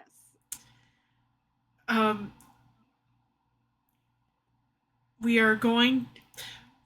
Everyone else is going to go talk to, or quote everyone else. Everyone but Victor and Garvold is going to talk to Lacrimosa and be normal about it and be like, hey. Because Garvold and Victor went on a quick mission to the place where a certain someone died. The Mellow U. That's one of Navi's other regular spots. To find information, and we found information. Okay. Yeah. Danila will go with Aya. Good, because Danella has the social skills. But sure. Look, okay, here's the thing, and I say this with so much love. Danella has the ability to manipulate her way out of a paper bag. Oh. Aya does not. But Aya will at least initially take point, if nothing else, because she's sort of a little bit more familiar, at least as far as vibes. And yes, because this is the Silver Lock, she has dressed up properly, done her hair, has possibly even been coaxed into a little bit of makeup. Sharing lipstick. I was gonna say, the gal pals having the lipstick moment. It's very important, but it's also important to present the right plumage. And the right plumage for this place is fancy. Sharing lipstick with the homies. It's so important to share lipstick with the homies. Sometimes the shade is just absolutely perfect. Anyway. Literally. Oh. If Roll20 would open at all, that'd be really great. Yeah, so you approach Lacrimosa. Aya is going to approach and is going to offer her the cocktail rather than the mocktail, and she's very distinctly, I think she's carefully kept the mocktail in her left hand. She does not have either of her fans. She does not like this, but that's fine. She can be so normal and so human right now. God bless. If we could steal a moment of your time.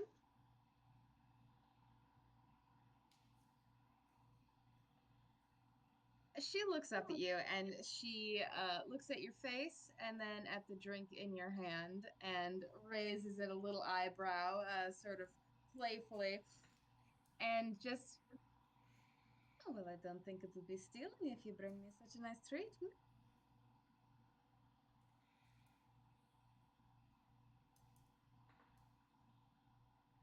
She's taking the beverage. Yeah. And I will sit across from her. Making clear this is business, not necessarily.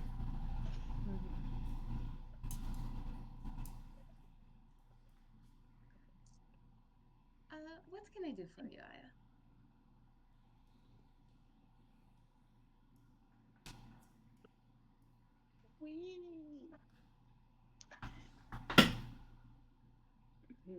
After a little bit of a misadventure, it's not very important, to this conversation. We were hoping to find and get back in touch with Navi, as she's the one we sort of know best, and also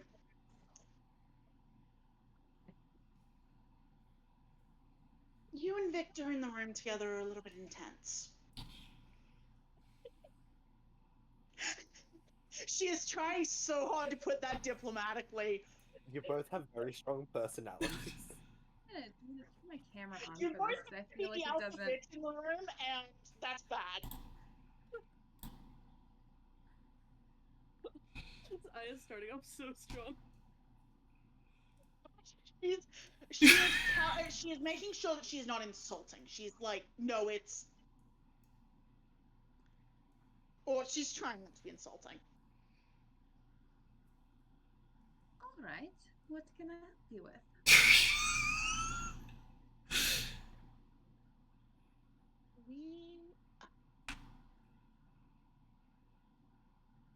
I am aware that you have no reason to know where Navi is. Your job intersects with hers, but it is not. You are not her minder. But you are also the person most likely to know someone who might know something. Specifically about where she is, because honestly, we're a little bit concerned. Is there some reason for concern?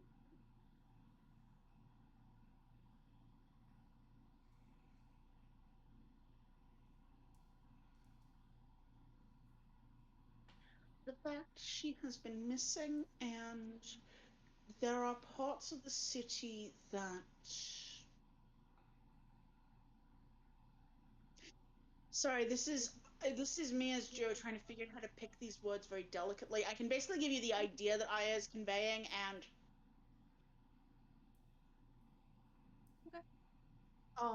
she's basically conveying the.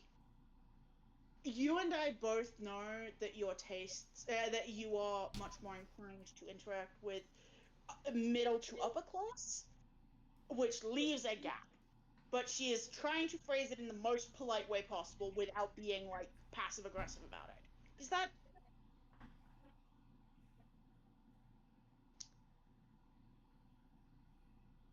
Yeah, that makes sense. I'm not sure I quite understand like what context she's saying this, like for like what that Lacrimosa has different connections. Like she has different connections and different priorities, and that she's with Navi being missing, there are things that are not being covered in the city because they are not Lacrimosa's priority. She's trying to give Lacrimosa a selfish reason to want Navi back, i.e., you don't have to worry about like Sweetwater. Right. Okay, I get you. Thank you for explaining.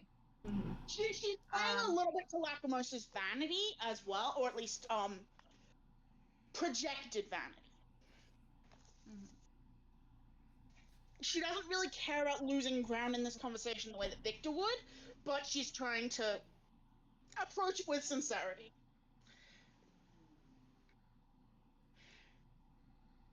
You can see why I had to struggle to find words. All right. I understand. Believe me, I really do. And she reaches out and like puts a hand on your shoulder. The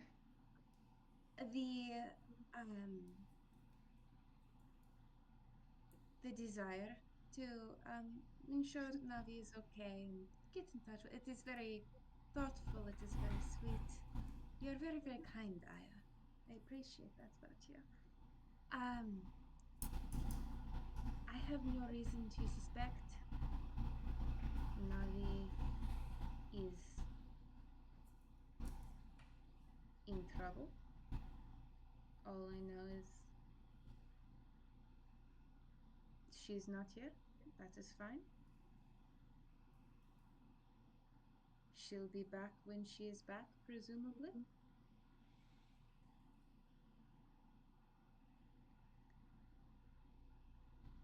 With the exception of perhaps reaching out to some particular people. I don't know that I can do much good in terms of if I don't know where she's gone, I don't know where to start asking.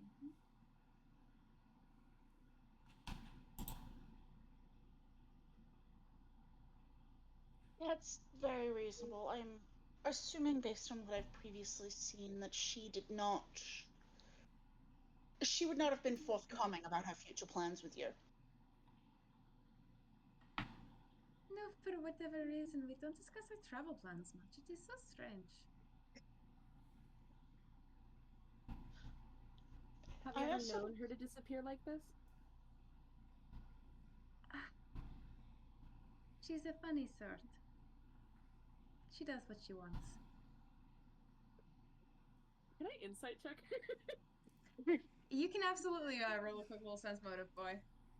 Coolio. Oh, 1 second, we get my sheet up. I would like to as well, but I am looking for. But it's going to be triggered by a particular question, and that question is she prone to not responding to sendings? Okay, so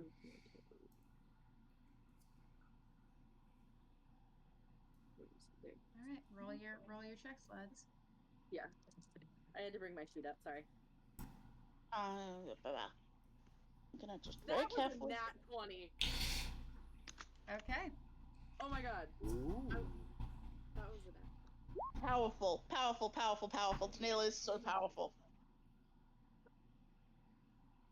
It's because she and Navi fucked. That's why she knows. Kind of true, though.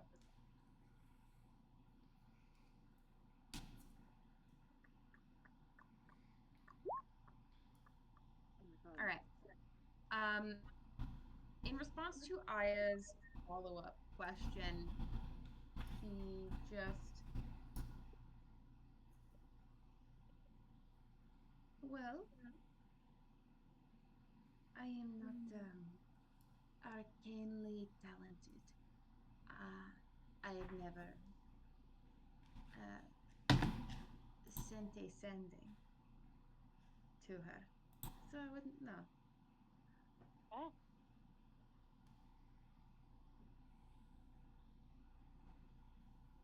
It is really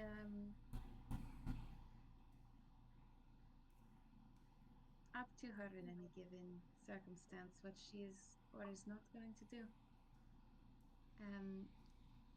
I don't know if you could call her a consistent person, so perhaps trying to track a pattern of behavior is not the easiest way to approach this. And through both of your sense motives, she definitely was sidestepping your actual question by being like, well, how would I know? I don't have sending, as if it's not common for sending to be used via proxy, because it absolutely is. Especially in an organization where it's like you could have access. It's like just ask someone to do it for you. Yes. It is very reasonable to think. There's definitely not at least 5 guys who are on the payroll at any given time who can do sending by proxy. It's very likely that she has had reason to have a sending sent to Navi in the past. That is entirely reasonable and in fact expected. She just chose not to acknowledge your actual question. Very deliberately. Danela, in general, when she's sort of making digs at Navi being inconsistent, you think this is genuine, perhaps frustration. Okay. Maybe even a little amusement, in the sense of, of fucking course, like that. At least she's consistent in her inconsistency. Yeah.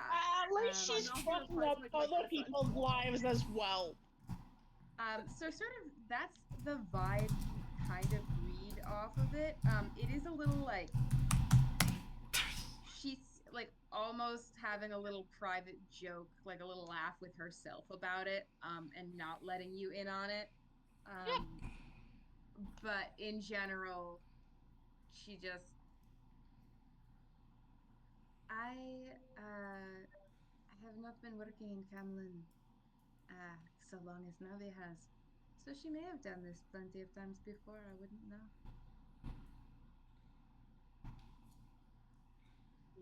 I'm going to... it's going to be easier if I do it this way. This is not a roll. This is a roll for decision, not for a...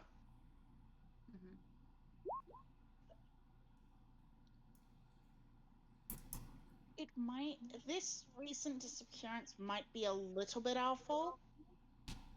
While we were in Santara, we found something that was...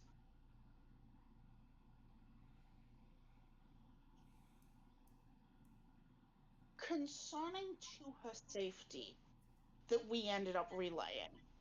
And then I don't know if we corrected that particular piece of information.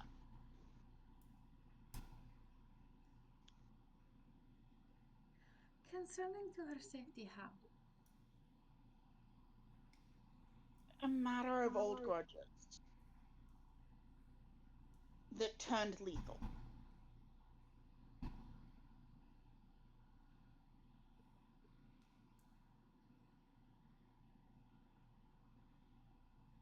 Do elaborate, I'm so curious. Victor is screaming. There were was a serial killer in Sunterra who was targeting people to do with a specific case, and we have reason to believe that Navi had some connection.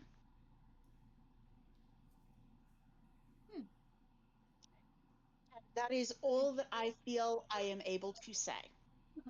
It's so honest. I was like, this is my boundary of information. Like, she's only to deal with one fucking vigilante coming after us because of that bullshit. She doesn't want to deal with Axis and or cops. Mm-hmm.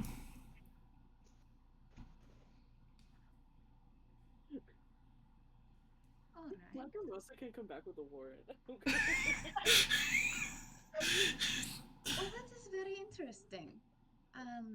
And you say you did not correct the information, so you think it was false after all?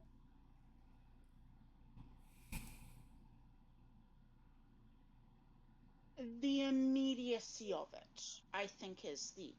We dealt with the immediacy, although the problem might still be existing. That she kind of sighs, and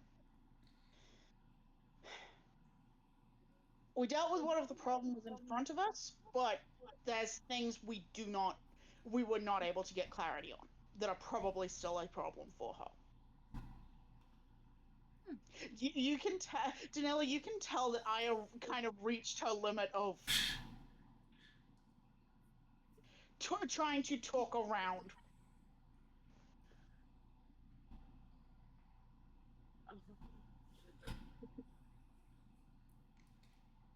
You are very kind, Aya, to to go, the extra step in relaying that concern and taking Navi's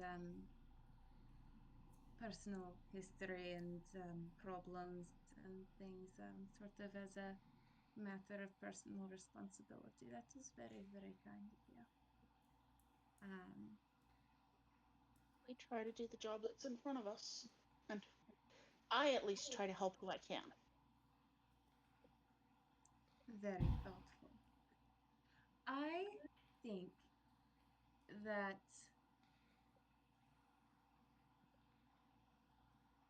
once, Navi comes back, I'm sure she will be back.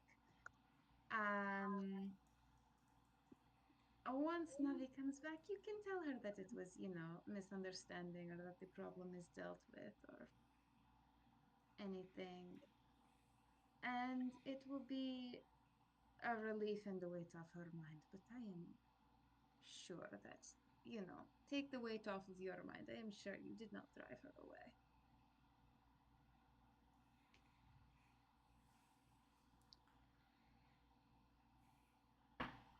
For our own peace of mind, is there anyone you might suggest that we try to reach out to? I am aware of your own contacts, and I trust your trust in them, but is there anything we can follow up to keep ourselves busy?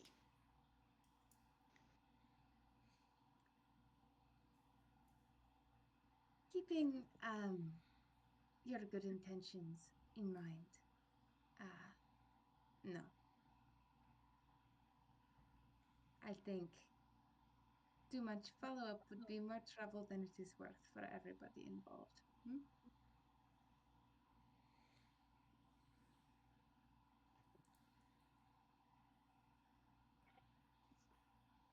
Fair enough. I trust your judgment.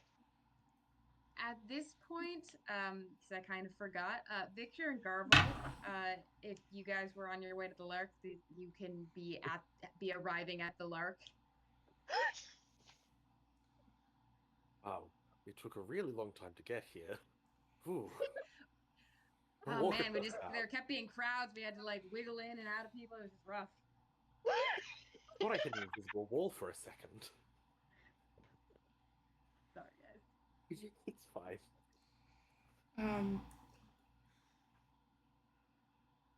Sorry, I am. Okay, hold on. Victor,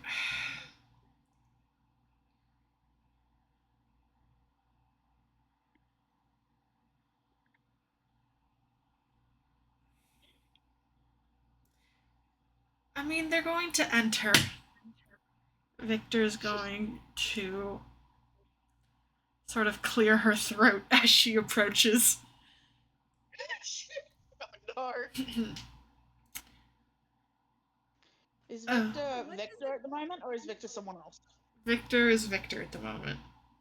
Okay. What is it you said earlier, Aya? Intensity. It's time for some intensity.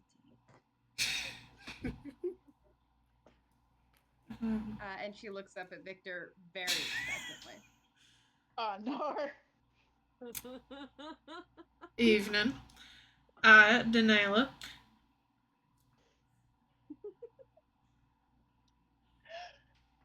Thank you for your time. I think that. Oh, are you leaving? Wonderful. Not necessarily leaving, but clearly not going to be the focal point. Oh no, we are leaving. Sorry, I just needed to do a personal sense motive to see if I could sense any immediate tension. Oh, Yes. you don't need a sense motive. Listen, Garvold's oblivious, but not that Wonderful. Are you leaving now? Or do you have something else to say? No, we are leaving. But what about the just holding out the piece of paper again to like a little description? Yeah. Are we not going to ask about?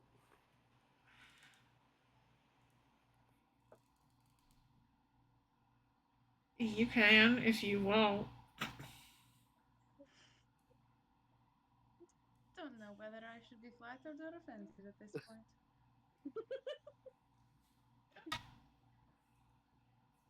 I do apologize. I do have one question. I don't believe we've been introduced. No, I am Garvold. I work over at Sweetwater.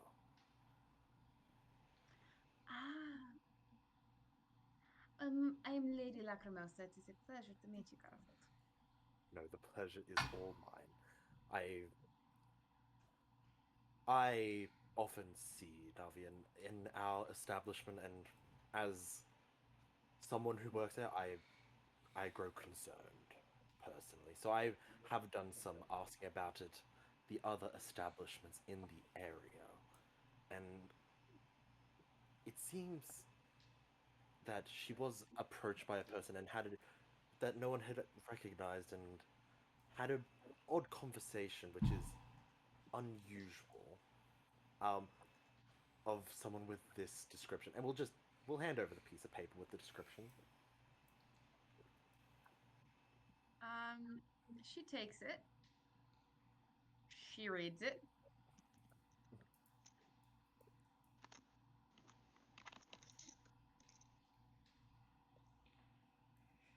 And you said she was seen talking to this person? Apparently it was a long and notably different conversation than she normally has.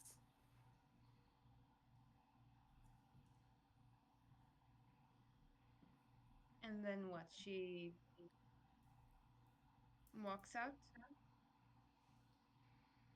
He left, and then a time after he left.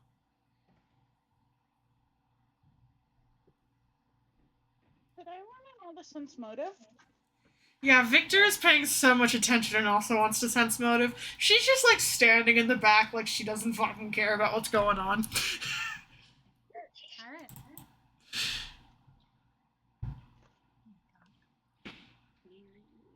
Alright, everybody can rob a sense motive.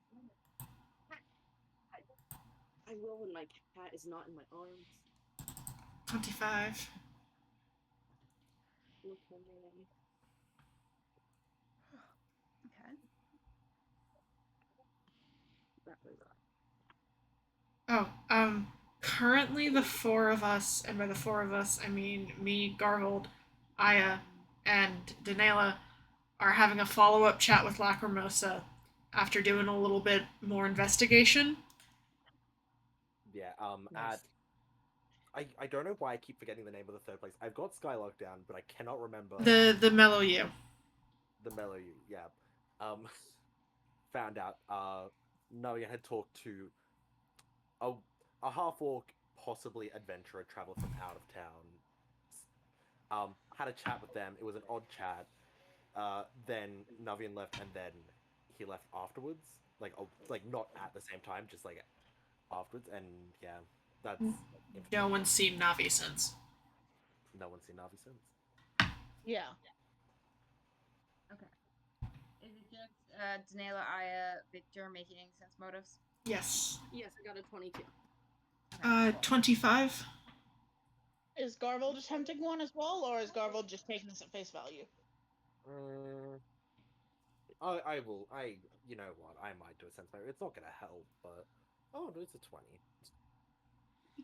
Okay. Aya and Victor are the only ones who pick this up. Ooh. Lacrimosa seems angry. Oh. Oh. At us or at the paper? Angry. To be fair, like the immediate like I was watching your expression and the immediate like turn. It's like, and you saw them that they were talking. Like I was just like, oh, something's wrong.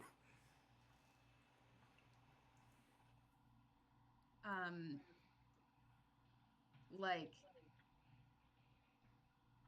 something about this situation is very angering and upsetting to her, but she's being so normal about it.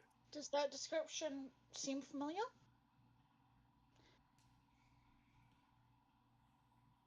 No.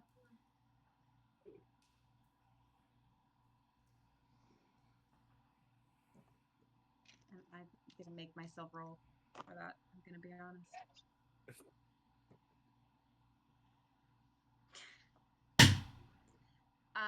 Victor, you're kind of surprised because that seems very like genuine and like flat. Aya, you're like,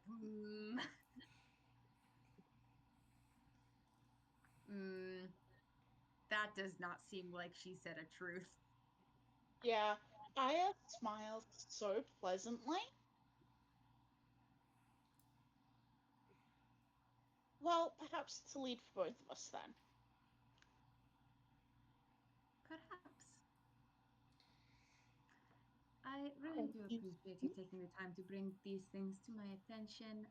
Rest assured, I am aware of it. And I am sure she will be back soon. And I am sure you will be among the first to know. And please, as always, do let me know if there's absolutely anything else I can do for you. Thank you so much for your time. And may the rest of your evening be pleasant. Thank you, Aya. You're very kind. It was lovely meeting you. Garvold, you said your name is? It sure was. Thank you for your time. I'm sorry that nothing too relevant became of it, but it's always lovely meeting a new face. That is all right. Relevancy is hardly my business.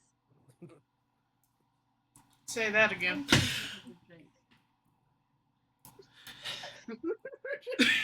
Just look at the back. Why don't you take your friend and go? I will do just that.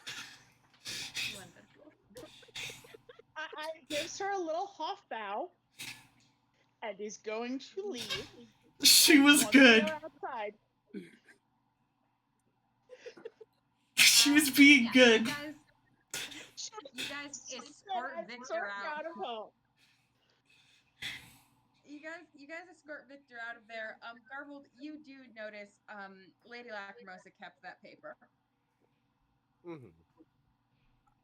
Hopefully you can rewrite that down, but yeah, I think the information is pretty fresh that I think Garvold will just rewrite it before like forgetting about it. We get outside, and I think, in fact, Aya keeps leading us a little bit further up the lakefront before she sort of... So, she was mad when she got that description, and I'm pretty sure she knew who that man was.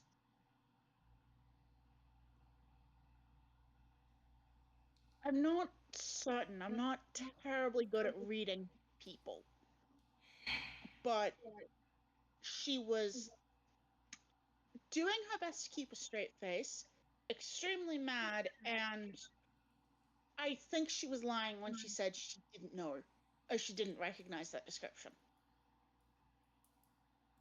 Ah. I mean, Also, yeah. I have never been more insulted about being called kind and thoughtful, and I don't know why. My question is, do you think she's mad enough about it to immediately start making inquiries? She was pissed. Because if so, maybe a quick little disguise.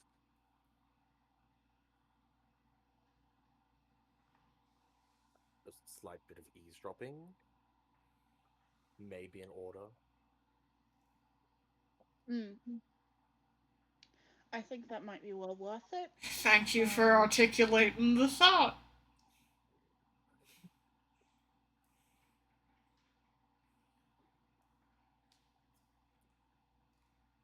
She didn't mean that to be mean.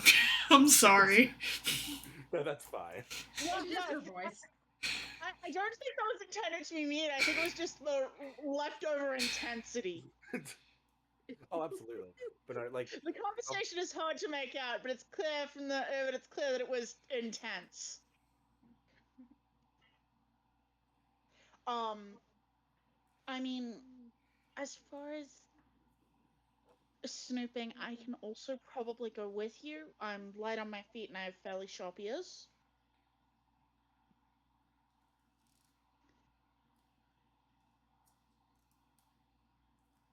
I have disguise self. So Also very helpful, if not more so helpful. I can also go.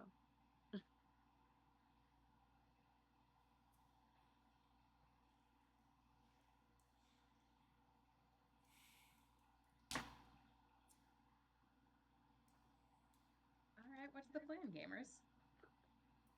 Victor wants to go to Bunker Hill so bad. Dr. Jolly? Yeah, but yeah. Sorry. You good? Victor wants to go look at a murder scene so bad.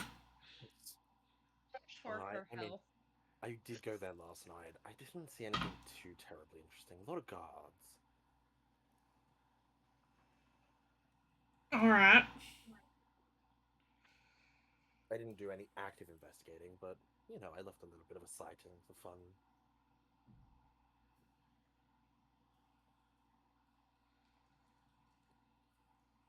For fun? One must have fun when out and about.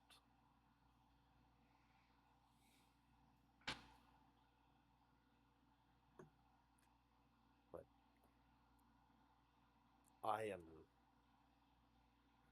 I'm happy to just chuck on a quick disguise and wander back in there and see what's going on. See if Lacrimose has already left. See if anything is off. Yeah. Sure. Disguise and stealth are my specialties, so.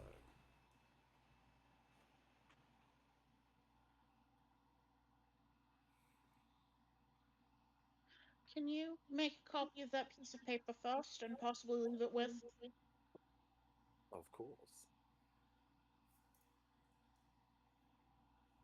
I sort of scanned over the people who are there and possibly leave it with Victor. Yeah, Garvold will just quickly make a little copy for everyone. Yeah. Victor. Everyone has a little description piece. Victor's gonna like go.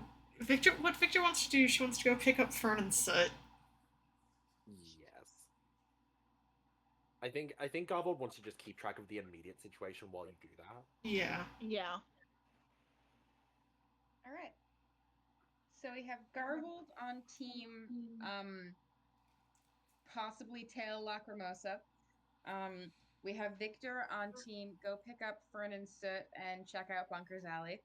Aya, Danilo?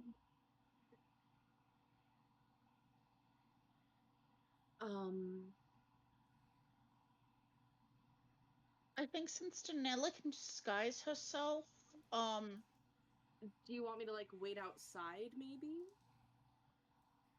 Or mill around? That seems reasonable. If you stick by it, if they're heading that way, if you also stick about, it would be helpful in case things are done. Okay. hey Garbold, where's the nearest roof access? Immediately starts looking at the roofs and Garvel knows. Didn't know where the nearest roof access is.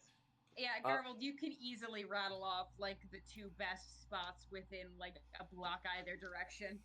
yeah, immediately pulls out that knowledge engineering skill, and it's like, well, actually, so these buildings are built in a certain structure so that there is an outside line. Blah blah blah blah blah blah. Just starts going into full detail.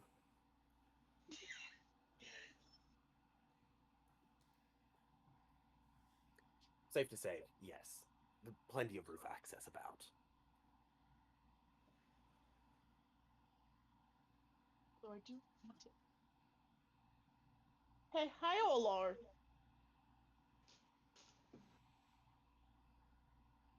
Hi. Love. Oh. Okay. Go with your party member suggestion. So, what was the party member's suggestion? Hi. Hi. Hi. Okay.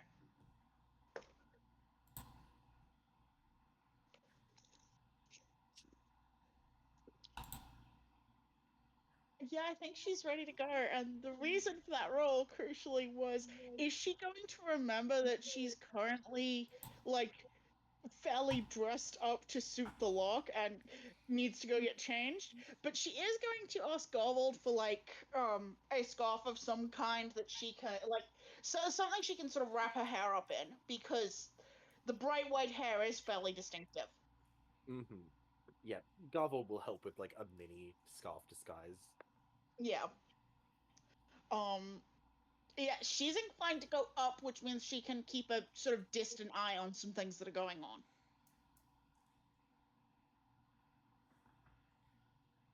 Yeah, Garvel's intention is to disguise himself as not the Midnight Sun, but just like a Garvel disguise. Some Classic Garvold guy. disguise. Some guy. Listen, the Midnight Sun and Garvel have different disguise aesthetics. I love that for them. Yeah, you guys can accomplish this pretty easily. Garvold, you are used to. You don't actually have the like the everyman vigilante talent, do you? No. That is fair. But you do have a banger disguise, so you can make a disguise check for me. I do, and hopefully I roll decently. At 23. Kind of weak sauce by your standards, not gonna lie. Yeah, that's a lot. The thing is, disguising as the Midnight Sun, that's where it, like, gets wild. But yeah, I only have a plus 14, so... Garvold kind of cringe. He's doing his best. The thing is, doing his best. he's also, in general, just trying to stay out of sight, as well as be disguised. Like, it's definitely, like, a multi-layer, like, okay, even if they do see through my stealth, I'm still not Garvold. Right. This makes sense. Yeah, so Janela has disguised self, and so yeah, I'm gonna can upcast it so it's 20 minutes instead of 10. Epic. PogChamp.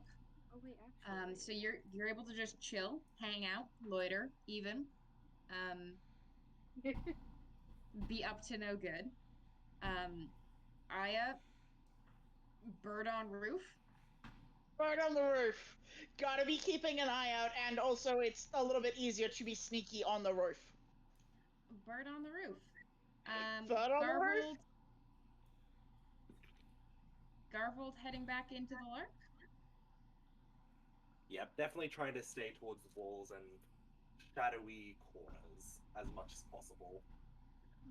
Did he want Danela, like, inside milling around or waiting by the door? I guess you can be near the door inside. Okay. Okay. Well, the thing is, it depends if Garvold can get close enough to listen, because maybe being inside close enough to eavesdrop would also be good for Danela. Because we do have Aya outside watching the door. Yeah, I think maybe having Danela inside and, like, maybe closer to eavesdrop. Because Garvold can try and eavesdrop, but we all know Garvold's perception. This is true, we do know Garvold's perception. Oh, by the way, she's disguised herself. She kind of looks like... She's like a 5'6", like, human woman with, like, a honey brown bob. Neutral. Yeah, fairly, fairly neutral, easy to blend in. Okay. Oh no. Sorry. The mental image of this woman walks in, gets a table, seems to be waiting for date, and then leaves after 20 minutes like she got stood up by her date. Oh no. But also incredible. That's how it be. Alright. Garvold, make a stealth check for the vibes. Danela, you don't need to make a stealth check. You're just going in, getting a little appetizer. Yeah. I'm just double checking that I don't have a secret thing that helps me here. I mean, if you're trying to find a shadowy corner, I believe you get a boost. Because I believe Fetchling is going to be a boost. I get that. I get a higher mischance. Oh, yeah. Right! And it's never come up in Nidora because we don't know how to fucking deal with that, so we just haven't. Yeah, I just ignore it, to be honest. Come on, roll 1. Yeah, 34. Alright, 34. 19. That'll do. Nobody even notices you're there. Like, this place has great, immaculate service. You don't even get a waiter, like, asking you if there's any, like, nobody fucking notices. And you can sort of creep back, towards the, like, doors to the deck. Lacrimosa is still out there.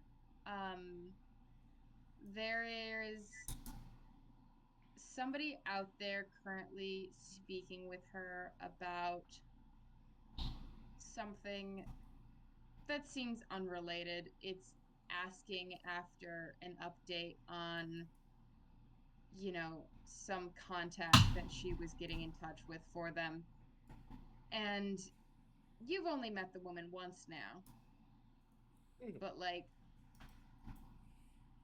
the vibes are very different from how she was even at the beginning of the brief interaction that you had.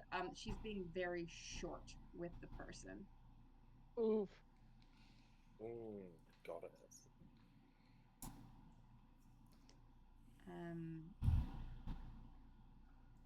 And that's a conversation that she's clearly trying to end. Okay. The person does not seem to be getting the hint. Okay.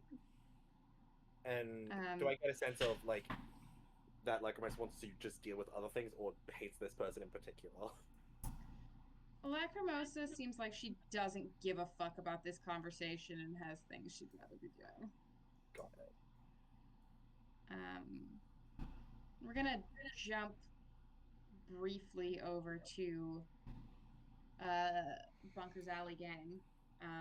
aka Victor, you're heading back to pick up Soot and Fern from the inn because they've been chilling.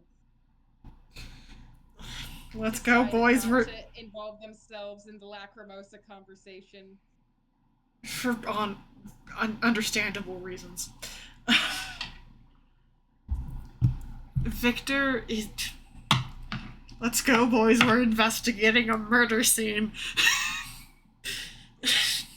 Okay. Oh. Victor kicks down the door.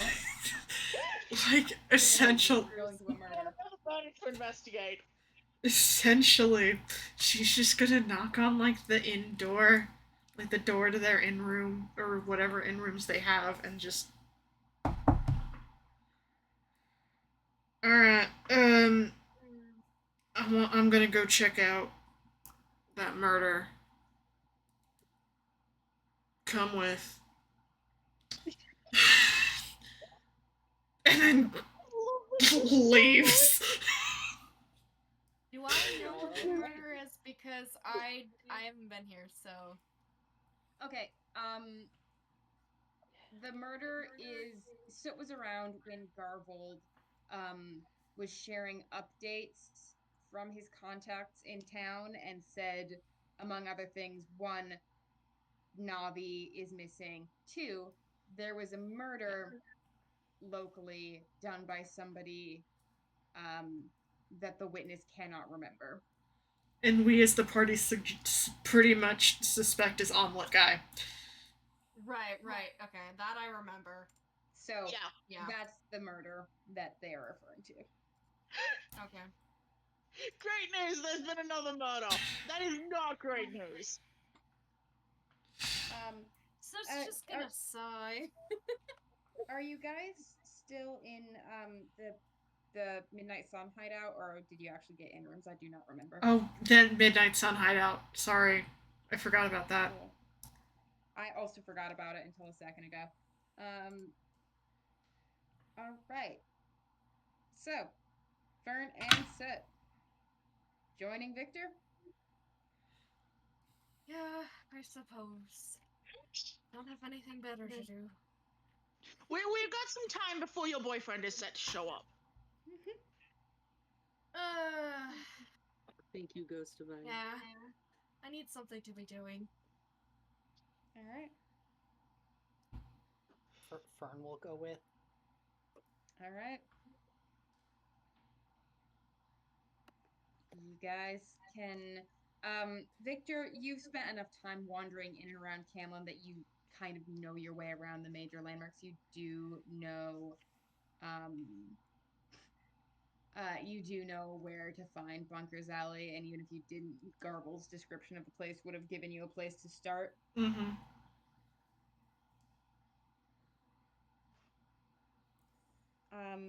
It is still blocked off. It seems like the guard activity from the previous day has died down. There's a guard patrol in Camlin, but at the moment, nobody's specifically stationed outside Bunker's Alley. It is still barricaded off. Okay. There are options to get inside it anyway. You can go up and over the barricade. You can open the little gate with a little lock picking. You can get up on the roof and climb down. You've got options.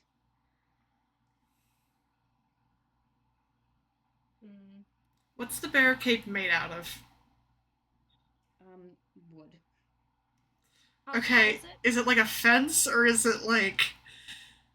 It's like, I'm picturing, like, when there's, like... Maybe this is like a Flint, Michigan specific experience. It's like when they clearly didn't have anything better, so it's like just like wood pallets. Yeah. Okay. Could I'm glad that's not just like my monster. poverty experience. I could do a summon monster and have it like pick us up and put us over the thing, maybe. Like, could bring a big matchbox and have him hoist us over. That feels like that feels like that would attract a lot of attention. Would it? Just going over the thing? Big dog. No, the big monster part. to be a monster. He can look like an animal. Mm. Still. He can just look like a big dog. Okay. Enormous Unless you dog. have a better idea than going over it. I can't. I mean, I have a little bit of sleight of hand, but I don't know how to lockpick. Yeah, I can't either. I could make him a horse. Aunts. Yeah, the horse is gonna help you get over the pallet wall. He wants to steal. Maybe Oh, no. Let me see. I mean, I do have like a bit of sleight of hand, but it's like I'm not proficient, so.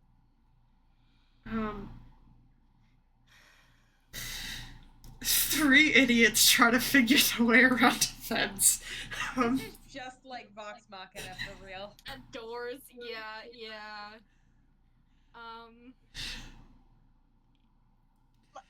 My favorite thing about this is the fact that either Aya or Garvold would just no hesitation about up and over. Yeah. Danela has wings. Literally everyone who would probably- just go for it is not there. I could do haste. I could haste us, and that increases our jumping distance. It does? Oh no! I can just try to. I can just try to lockpick the gate. Let's just try that first. Yeah, if you have lockpicks, go for it, dude. Otherwise, if that fails, we can haste and try. I don't have actual lockpicks. Ah, fuck. Never mind. Hold on, do I have lockpicks? I This stupid fucking party. love this so I have a key of intelligent. lock jamming, so I can jam the lock. Thank you, Soot. That is. I forgot I He gave you pulls out that. the key for a minute and then realizes it doesn't help and puts it back. That makes the situation worse. But I love the ingenuity. Nope, that'll be worse. Would make us jump You taller guys though. jump over it, and like he Why locks don't we the just gate, try to then fucking They can't chase after you. Victor? That's not gonna work. We need to jump it. This is why in one of my, like in my Magic Item List stuff, I'm like, I'm interested in this. I put the insistent door knocker. Oh my god. Yeah. Pathfinder, Fuck so it. for haste. So it says. It's climbable. Guys, we can climb. We can just climb. Yeah, but like Victor wouldn't have wanted to. Okay. Fern's just listening to this and is just gonna fucking go for it. I'm so Yeah. proud of God. This is what haste do. It do what increased movement does to your jump. I don't know what that means, but I'll haste us as well so we can jump the fucking have- wall. No. I have a -5 climb. Hold on. No, I wanna. Let's see. No, I wanna see it. I just wanna see it happen, please. I'm just gonna go for it. Tries. -5. You're hasted. I haven't rolled the dice yet. Here's It's the still like thing, turn. would Fern currently be wearing that armor? Because that's where that -5 comes from, is that armor. That's true. But then I wouldn't. If we get into trouble, I like. Hold on. How much of my AC would I lose? Why don't I would lose? Okay, but then I'd have a 15 armor class. Yeah, no, just roll it. Just roll it with the -5. That's so fucking funny, please. Okay. Natural 20. Oh my god, what? I was hoping for a natural one, and you somehow climbed down into the ground. Oh my god. Activate a floor glitch. That's Fuck. Hold on. that's the funniest shit. Oh my god. I know I keep saying this. How does it feel to be the funniest motherfucker at the table? Despite all goddamn odds, Yeah, so, Fern, Sid's looking at his key of lock jamming. Victor's like, I've what the fuck hasted do I you. have that is. Oh, yeah, you're also hasted. Victor's like, what the fuck do I have for lock picking? Should we jump this thing? What's the move? What's the maneuver? And Fern, you're like, I mean, pallets kind of got like built-in footholds, kind of, if you think of it. I'm just gonna climb it. And then Victor and Soot, you're sort of making plans, and then you look up, and Fern is like already over it. Can I unlock it from the other side? Yeah, fuck it, because that's the funniest way for this to end.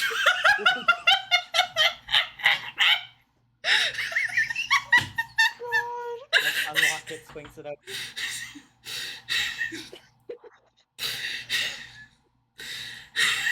Soot has tried to jump the wall by that point, but like he started and he stopped. We're still hasted for the moment.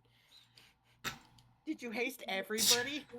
Yeah, because it's an area thing. If everybody gets hasted. I Is could technically multi-target. do the entire party, so like I've wasted a little bit of it, but like it's fine. I'm going to go insane. Okay, let's be fair here. I was going insane about the lack of most conversation, and then immediately after that went, where's the nearest roof access? Like, the latter half of this session has been the party goes fucking insane. The party I wouldn't do it any other way. That's what this session has been. The party climbs.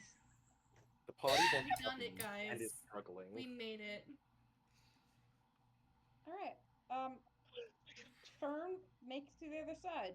Fern unlock the little makeshift gate. Gate Mhm. unlocked. Soot and Victor can now enter. Entering. Winning. Victor just thinks about going home after that.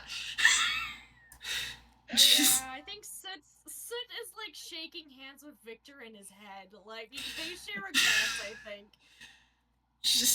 But she's gonna go in. Yeah, Soot's gonna follow. He is going to keep an eye out though with his detect magic, just to see if anything pings on his way through. Just base level, we're gonna keep that going. Let's make some perception checks as well as you're stepping in front of Sally. Okay. Just one for now? Everybody can make a perception. Okay. Oh god. Natural 20 for a 20? Yeah. Unless we're doing hearing, which would be, what was my thing for that fucking earring? I think it's like a 2. Like I think it's a 2. Yeah. Yeah, plus 2 for hearing, if that's what That we need. earring is my favorite item I've ever given out, just for the sake of you being able to be like, that's a flat this, unless it's hearing based.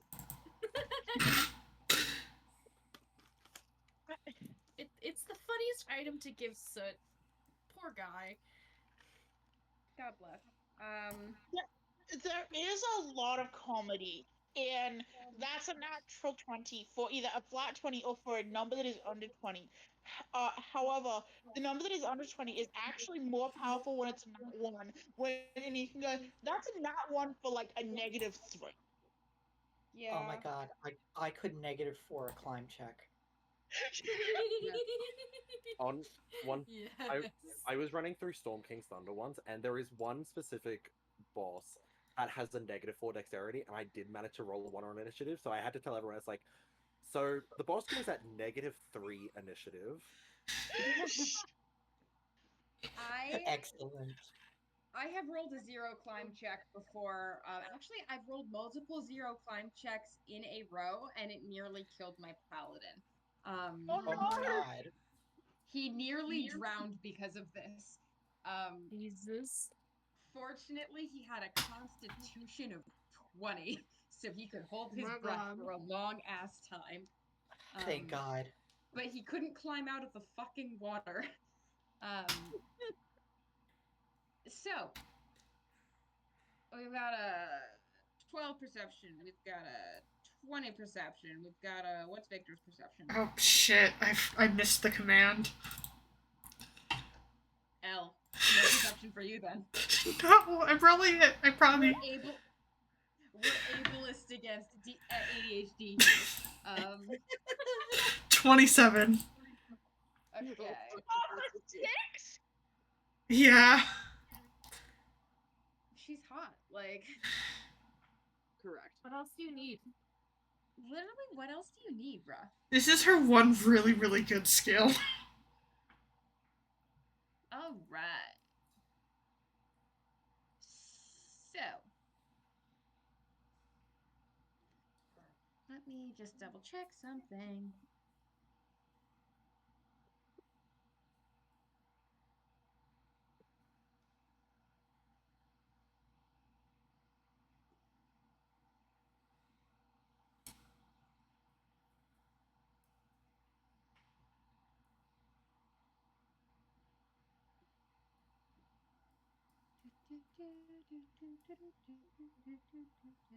Where is the thing? Hey, Nocturne, I'm gonna send you a commission post on Tumblr. Most of it has something about these particular examples. Feels like exactly your vibe. Oh well.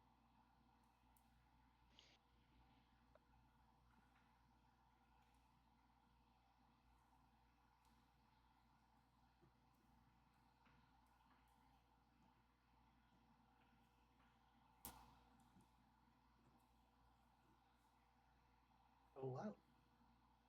Some guys.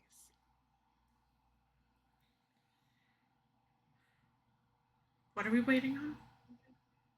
Sorry, I'm double checking a mechanic. Oh, sorry.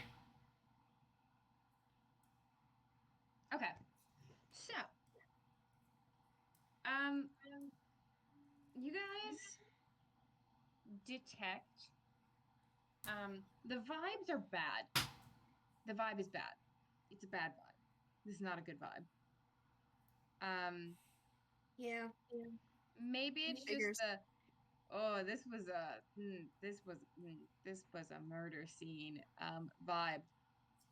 But all of you kind of feel your hair stand on end a little bit. It's a little it's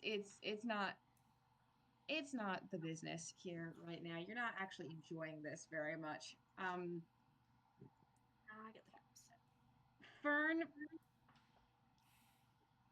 you're kind of just skeeved out by the whole energy. Yeah.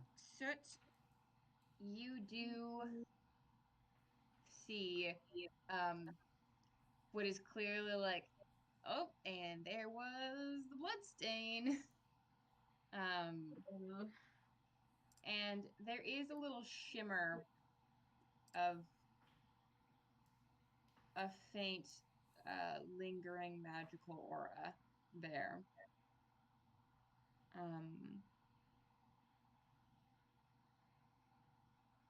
Victor, you see the blood stain? You see even the lovely rooftop perch access where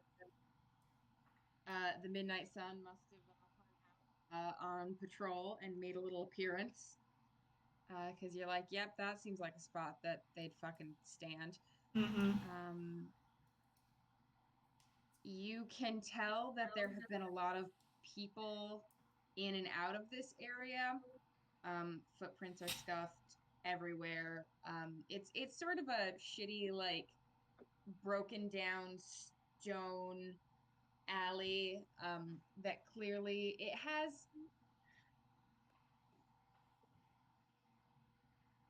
it would be lying to say like this is the most activity it's seen in years, but there's not normally quite so much concentrated foot traffic in one particular area, and clearly there's been a lot of foot traffic around this particular area. And overall,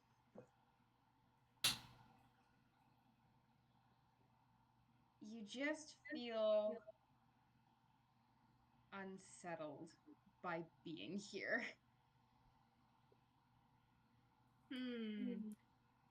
Would me listening in maybe clue something in here? Yeah, make a listen check. So it's just gonna mutter, got anything useful for me? Just really quietly. We'll see if that's an okay roll or not. Listen. Okay, that's not bad. I forgot I have a plus 10. That's just a 19 listen. 19? Okay.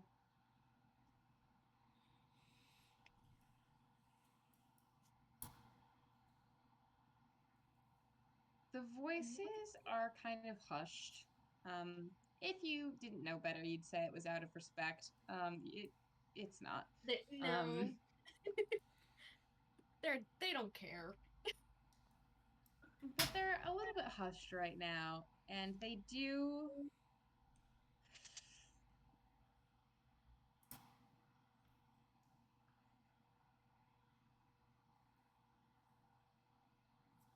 They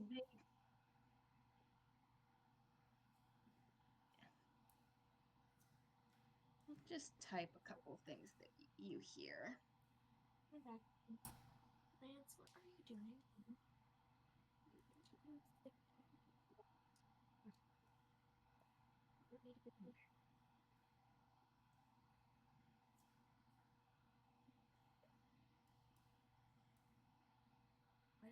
Why is Minecraft open? Minecraft, I didn't click you. Go away.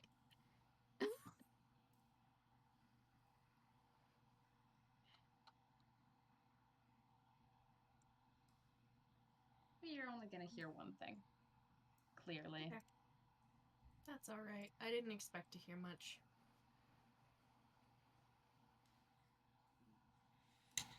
I know this place has been like. Oh, sorry. No, it's really nothing. Sid just kind of frowns and is thinking about what he heard. Victor, Victor knows this place has been like gone over quite a bit. She wants to just take a look around.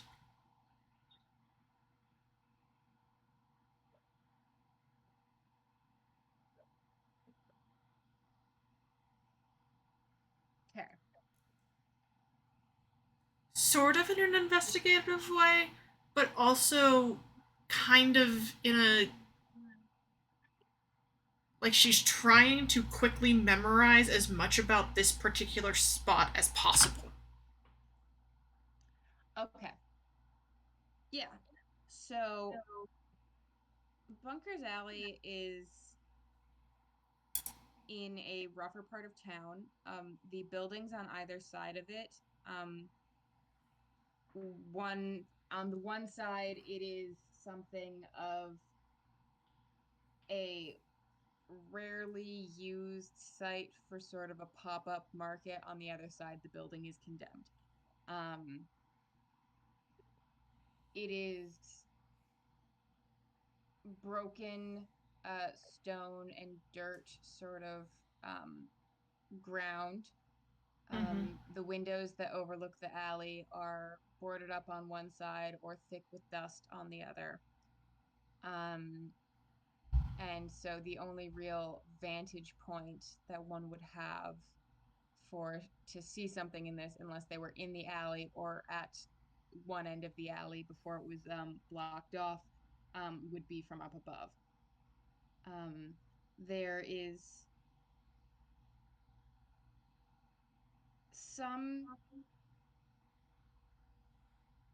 there is some decoration. They're hanging from some of the windows. There are little glass wind chimes that are clearly made out of old broken pieces of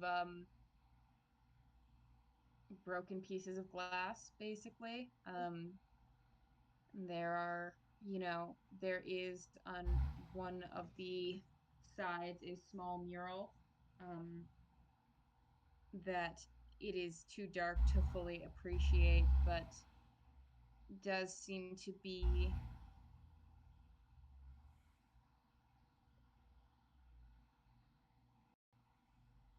a colorful sort of lakeside landscape, done well, just faded and now dirty.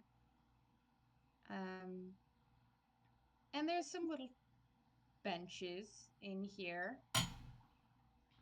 It's and lanterns. It's not entirely abandoned. It's just like this is a place of haunt for particular people. You know? This is very much part of the city's underbelly. Right.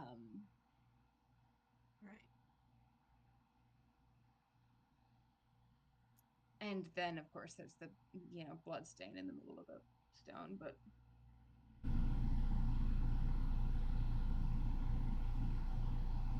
Okay. Thank you. yeah.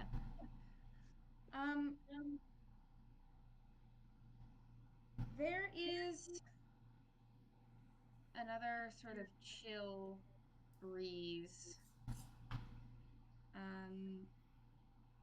Can everybody make a will save for me? This place is fucking haunted. I knew it. God damn it. Yeah. I knew there was a reason why there was a that message. We're gonna use the one that looks like ice. Will save. Okay. What was my save for that? Victor! What did Victor do? Victor. Do you like the urgency in my voice? What did Victor do? Oh, Victor. I mean, it makes sense in her current state, but also Victor, please. Victor, please. Ma'am. I'm trying a different disaster right now. I can't My have little brain guy. How could he?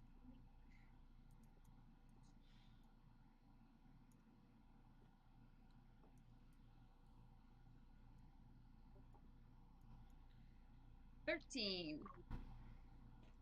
Okay. Soot, you were almost bracing for this as soon as the wind turned chilly, just because of what you heard. You felt sort of a sense of anticipation. And so when the sort of whistle of the wind through the wind chimes turns into this wail and then this screech, you're almost braced for it.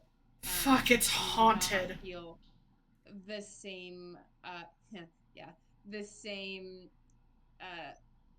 cold rush of fear that strikes through both Victor and Fern. You guys are technically panicked for a number of rounds. A panicked character must flee at top speed from the source of its fear, as well as any other dangers it encounters along a random path. It cannot take any other actions. So you guys have to run away from the alley. Oh god, oh god, oh god. Looking at. Oh god. Before they run away, oh god, would this work? Can I cast suppress charms and compulsions on the both of them? Yeah, go ahead and send me the text of the spell again. Yeah, I can do that, yeah.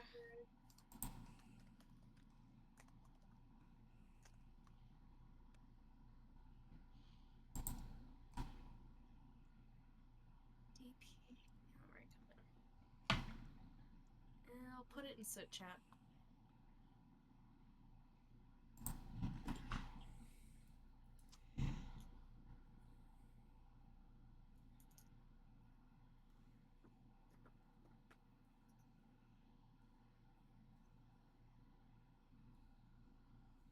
He didn't know what the thing meant, so I didn't know how to prepare.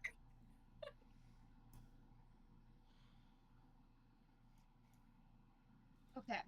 This technically is not a charm or a compulsion, so unfortunately it does not work. Okay.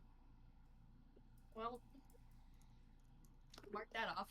He would have tried, but it didn't work. He tried. We appreciate him.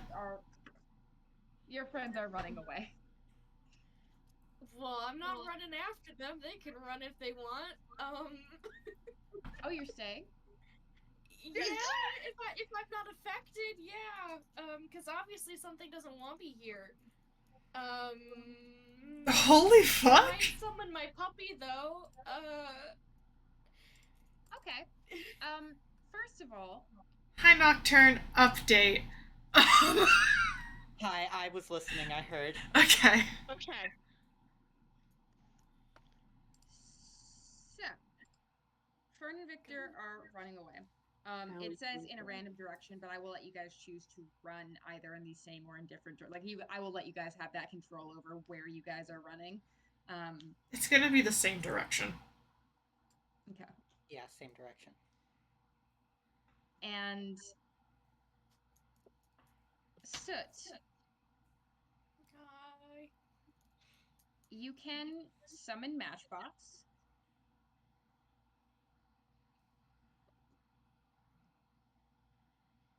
What state are you summoning him in? He's gonna be. We're doing Summon Monster 3. He's gonna be. Oh god, which one do I want? There's so many options.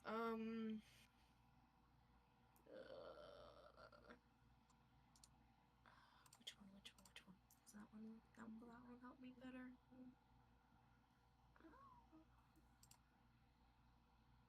Maybe I think I'll try and summon him as a blink dog again. Okay.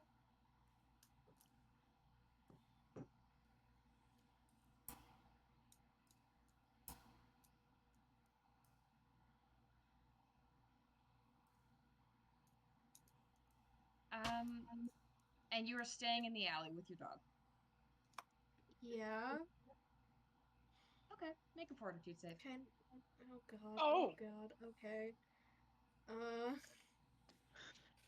Was this a wise idea? We'll see.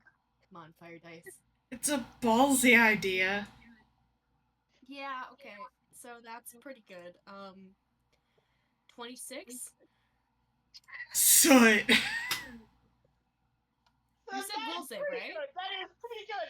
Fortitude. Oh, fortitude. Okay, so that's a 18 plus 5.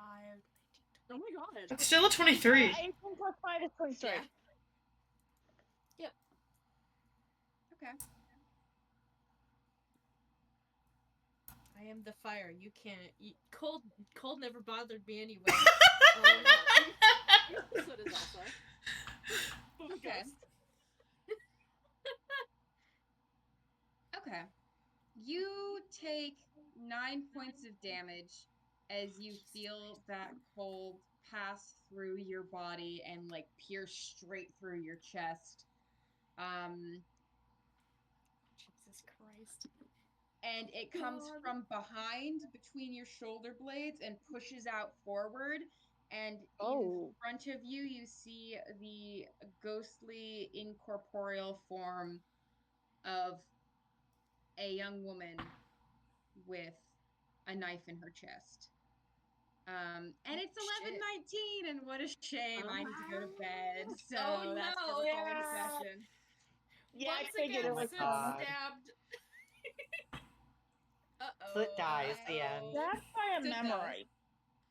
You guys went Soot about has running. more than 9 hit points. He's not that fragile of a Quite a maid. few hit points.